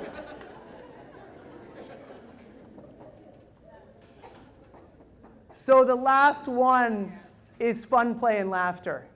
And I happen to have this picture up here. So I actually went to Beirut, Lebanon. I went back to Lebanon after I left to run a treat for an organization. It was a nonprofit there. And I got off the plane. And the executive director who was hosting me came up, and she's like, had this face. And I'm like, what's going on? She goes, we just lost all of our funding. They had 80 employees. Everybody's going to be without a job in 2 months. We were about to do an all-staff retreat, like I'm doing with you now for them. So we're like, okay, let's sit down and let's brainstorm and see what we're doing, right? We canceled the all-staff retreat. We met with the senior management team, and this is actually the senior management team that I was working with. And they decided they had to close down the organization, but when they did the numbers, they actually had to close down in 3 weeks. So everyone was going to be without jobs. And the reason why I love showing this picture, that's the conversation we were having. And we still took time to stop and play a little bit. Oftentimes we feel like we don't have time to do it, but sometimes when we need it most is when we're the most stressed out, when we need to take a break, where we may make the choice to go and have a drink or go binge watch something, but what we really need is to choose to do something to take care of ourselves. Sometimes we just want to turn off, but think about, what if I actually went out for a walk when I needed to turn off? What if instead of going having that extra cup of coffee, this is advice to myself, I went and had a glass of water instead? But to think about the choices we're making and how those impact our well-being and our health, okay? But what I'm saying is there's always room for play. We just need to create it and take time to do it, okay? Now, so here's a couple self-care tips. And by the way, I'm going to give you at the end today, I'm going to put them out kind of after lunch, but there's going to be a set of cards, and they actually have all of these written on them so you can carry them with you. But here's just some of what I call is the burnout recovery process. And I want to share these really quickly. So first step is identifying them starting to burn out. And the first step in doing it is shifting from unconscious reactions to conscious response. A couple weeks ago, I was completely fried. I'll be honest with you, I was completely fried. I had done like 3 or 4 trips over a period of like 4 months. I'd been to Mexico and Australia and Jamaica, which sounds awesome, but each one of those is like a 2-day trip in the middle and time away from my family. And so I was doing that, and I was really burned out. I was really fried. I'd created a lot of new content. I was just sitting like that, and honestly, I was looking around and just hating the world at the time. You had those days? I was fried. I didn't want to do anything, and I was noticing that all of those red flags were coming up. I wanted to play video games. I wanted to binge watch Netflix. And I was going to get the waffle sandwich that they had down the road that I know is not good for me. Okay? And so the first thing I had to do is I was looking around, I was frustrated, and the first thing I had to do is I have to acknowledge the fact that I'm feeling burned out. And so the first step is to go from an unconscious response to a conscious response by naming what's going on. I'm having the experience of being burned out right now. I'm having the experience of anger right now. I'm angry. I'm having the experience of anger. Do you see the difference between the two? I'm angry. I'm having the experience of being angry right now. What's the difference? One's a label and one's more like a process. Yeah. One is a label, I'm actually in the emotion. One, I'm observing the emotion. And once we can go from unconscious to conscious, a different part of our brain starts processing that experience. Does that mean you're going to be like, oh, I feel better now, I'm done? No, afterwards you're like, and I'm angry again now, right? But that element of acknowledging the fact that something's going on right now and looking at that and labeling that emotion, I experience the emotion of. And then the next one is ditch the drama and take responsibility. Everybody grab your pen. Everybody grab your pen. Hold it over the table like this. Hold it over the table. Drop your pen. That was cool. Why'd the pen drop? You told me to drop it. Why'd the pen drop? Gravity. Why'd the pen drop? Because I let it go. We often forget that we make a choice to be in our job each day. That doesn't mean we love the circumstances. That doesn't mean we love how things are going. It doesn't mean we wouldn't want different changes and different support. But we have to remember that we make the choice to show up each day. And we can also choose to not show up. Please don't, okay? But we also make the choice to. I actually was having this conversation with a group of nurses doing a nursing appreciation week. We're saying, it doesn't mean it's easy. And it says, yeah, but Chris, if I quit, there'd be an impact. Yes, there's always an impact. If I was to quit and stop doing it, all those families that I care and love, that I've been working with for so long time, there would be an impact. But when we take responsibility that I got myself in this circumstance, then we have ownership to be able to get out. Because if we blame other people, we lose all of our power in that circumstance. It doesn't mean there aren't parties and other people involved in your stress and the dynamics and the circumstances you're in. But when I take ownership for I have control over my circumstances, and I also have control over how I react to them, doesn't mean there aren't other factors at play, but it gives me power to make decisions that will help me be better and show up differently in those circumstances. Okay?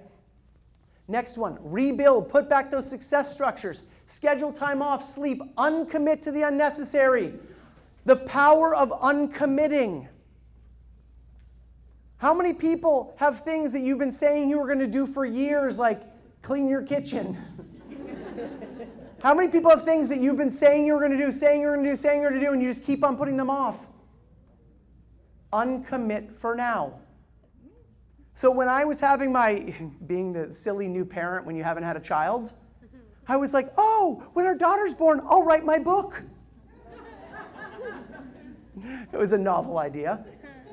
And so then I realized after 2 weeks after my daughter's born that I hadn't slept, hadn't done anything, everything like that. And every time I'd sit down to write, I'd be like, Chris, you're such a loser, you can't write. And then I realized it's not going to work to accomplish this right now. Am I not going to ever write the book? No, I'm actually working on it again now. But I'm going to uncommit to now, and I'm going to recommit to revisit it 1 year from now. Because when we have a commitment that we're not working on, our brain is still using energy to process it. You know all that guilt you have when you don't do it? You're using energy. So work on just saying, you know what? I uncommit. You know what? I told you I was going to help you paint your house this weekend. The truth is, I'm burned out and fried. I need to uncommit to do that because I need to take care of myself right now. That's an uncomfortable conversation has, but you need to sometimes put taking care of yourself before helping others. So you uncommit to the unnecessary and then ask for help. Recommit to yourself and doing those things you need to do to be at your best. Think about what's that one thing that when I take that 1 hour or that 30 minutes or 10 minutes to do, helps me rejuvenate. Doesn't just give me relief, but it actually helps me rejuvenate. And some of those things we talked about today. Get present to your impact or progress. What does it take to do my job every day? What are the 3 things I'm proud of right now? And we're actually going to get into that conversation in a second. And then the last one here is connect to your purpose. Why do I love doing what I do every day? And what I want to ask a couple people, what is your proudest moment working here? What's one of your proudest moments in this field and working here? And actually what I want you to do is I want you to turn to the person next to you and I want you to share one of my proudest moments in this field or working here and just tell them that story. I'm going to give you about 1 minute each to do that, but turn to them and share, here's my proudest moment. Go for it.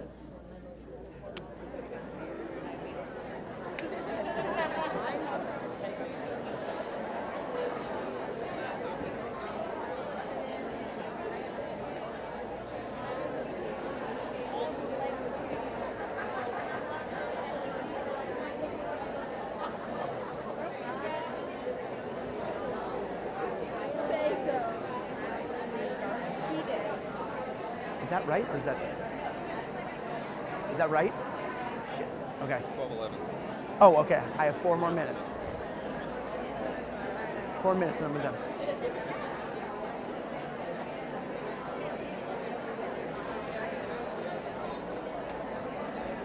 Almost done.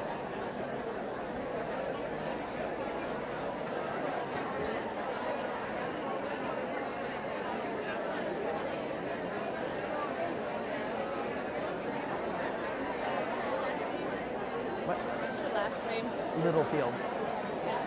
Littlefield. Okay, thank you. Chris Littlefield.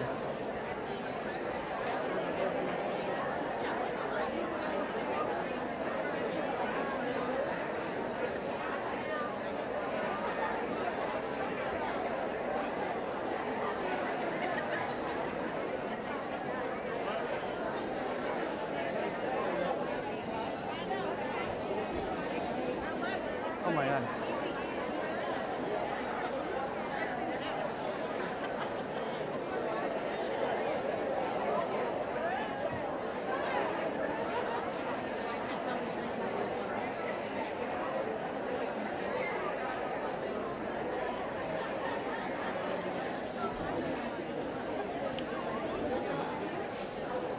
Okay.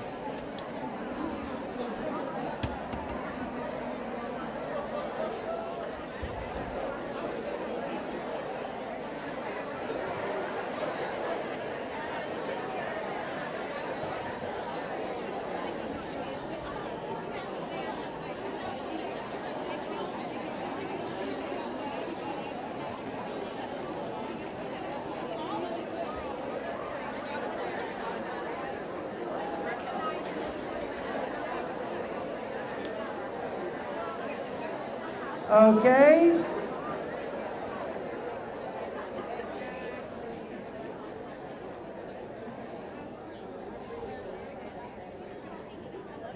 And look on up here. So that clock, by the way, is a few minutes fast. So I have my last 3 minutes here. Anytime you're burned out or you see someone on your team burned out, a great question to ask is, tell me about your proudest moment here. Have you ever noticed couples? They can be sitting at the table like this, and then you ask them, how'd you guys meet? And then they go into the routine. Oh,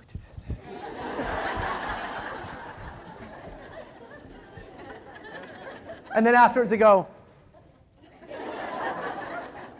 When we get present to a time we're proud of, it brings us back to that moment, right? When we get present, it brings us back to that moment. And so it's a great way to reconnect as to why we're doing it. And so what I recommend is writing down 3 or 4 of those stories that you bring out on those rough days to get you re-present to why you're doing what you're doing. Okay? The last thing I want to share with you guys, because I didn't share it, and it's very important for the whole conversation about self-care, is to remember, and you're not going to be able to see it over here, so I'm going to draw it here. You guys may not see this over here, so excuse me. But one thing to talk about is why we often burn ourselves out is we spend all the time looking at our gap in performance all the time. Is when I worked with this woman, I met this woman for the Boston Marathon, and I was interviewing her, and she goes, every time people recognize me, I just focus on the things I don't do, or I didn't do. And she was saying just last week, they were recognizing me for this project I was working on, for the marathon we were working on. And she goes, all I could see was over their shoulder, there was a poster I designed, and I noticed that the type and the color was off. Some people can relate to that, I'm sure. And so what happens in our mind is when we start a project, we get an idea what the end result's going to look like, okay? And say we want 1,000 people to come. And then what happens is we produce a result. And say 800 people show up. People recognize us for this result. But where does our mind go? It goes to the gap. Our gap in performance. And I'm not saying for a second that we should be celebrating when people don't produce the results. It wouldn't work if the airline pilot only landed 80% of the time. Right? Or if the doctor only saved 80% of the patients. Right? Or if they didn't burn just 80% of the food. It wouldn't work. Right? But what I am saying is that when we only focus on the gap, we miss this. And we need to take time to analyze this. We need to take time to talk about how do we improve performance, how do we provide better services, how do we work better together. But we also need to take time to look here, to look at what it took to produce that result. Because for most of us, what this looks like is we start working, we get distracted, and all of a sudden somebody at home gets sick, and the family goes like this, and then we work on this, and then all of a sudden a new season comes out on Netflix, and then all of a sudden a week's gone, and then we come here, then we got to go shopping, and then there's a sale, and then I got to travel, and then someone in the family gets sick, and then I get sick, and then the next person gets sick. Then we go through all this thing, and then does it feel like that some days? And the truth is, this up here is what goes on at work. This is home, and this is what's in our head. You don't want to show people what goes on in here, okay? Keep that to yourself. But the reason why when we recognize people, sometimes it doesn't feel like it's enough, because we recognize what we see. That's the recognition we do to others. We recognize what we saw them accomplish, what we saw them do, what we observed. But oftentimes what we miss, and why it doesn't feel like enough sometimes, is people don't want to be recognized for the result. They want to be recognized for the process that led to the result. And the only way we learn about that is by asking. Hey, what did it take to do what you did? How were you able to work with that individual? Nobody else was able to get through to them. How were you able to? How did you have that breakthrough with that family? How are you able to work with that much of a caseload and have that many kids at home? How are you able to do that when you were sick for 2 months and still show up and do that? Right? It's getting present and asking those questions. And this is what I call collaborative recognition and acknowledgement. Is when we ask the other person, because we know that nobody sees pretty much 98.5% of the time, that's a made-up statistic. 98.5% of the time, people don't see what we go through and what we're dealing each day until we ask or until we share. And so what I want to finish up with today is, do you remember that activity where I asked you to ask the person what they want to be acknowledged for? What I want you to do today, right now, and throughout the rest of the day today is your assignment is to go up to 5 different people and ask them, what do you want to be acknowledged for, or what are you proud of? And here's the thing. Because I'm walking out, most of you are going to be like, hell no, I'm not doing that.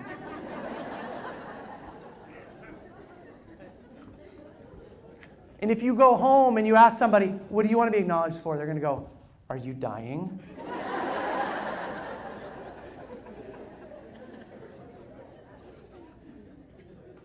But here's the thing. How many times have you felt resentful that people didn't recognize or value you? And we know all the reasons. We had all the associations that get in the way of us doing that. We're supposed to be humble. Well, you know what? You did the work. You may not feel proud of this, but ask the question to people, what are you proud of? What do you want to be acknowledged for? Right? Ask and find out what matters to them, and ask positive, probing questions that get them present to what it took to do what they did each day. Because when you do that, you show them that I actually care for you and I value you. You matter to me more than just what I need from you. Right? And that's how we create a culture of appreciation in our organization, is by consciously taking time to connect, appreciate, and show people that we value them every day. So what I want to close with today, hopefully you can see my passion. My commitment is that nobody goes one day feeling like what they do doesn't matter. And we need to train ourselves and others to be able to reach out to people to ensure that that doesn't happen. And we do that by doing simple things each day to signal that person, you belong, you matter, I value you. Thank you, folks, for the work you do every day and for the opportunity to be able to work with you all today. Thank you.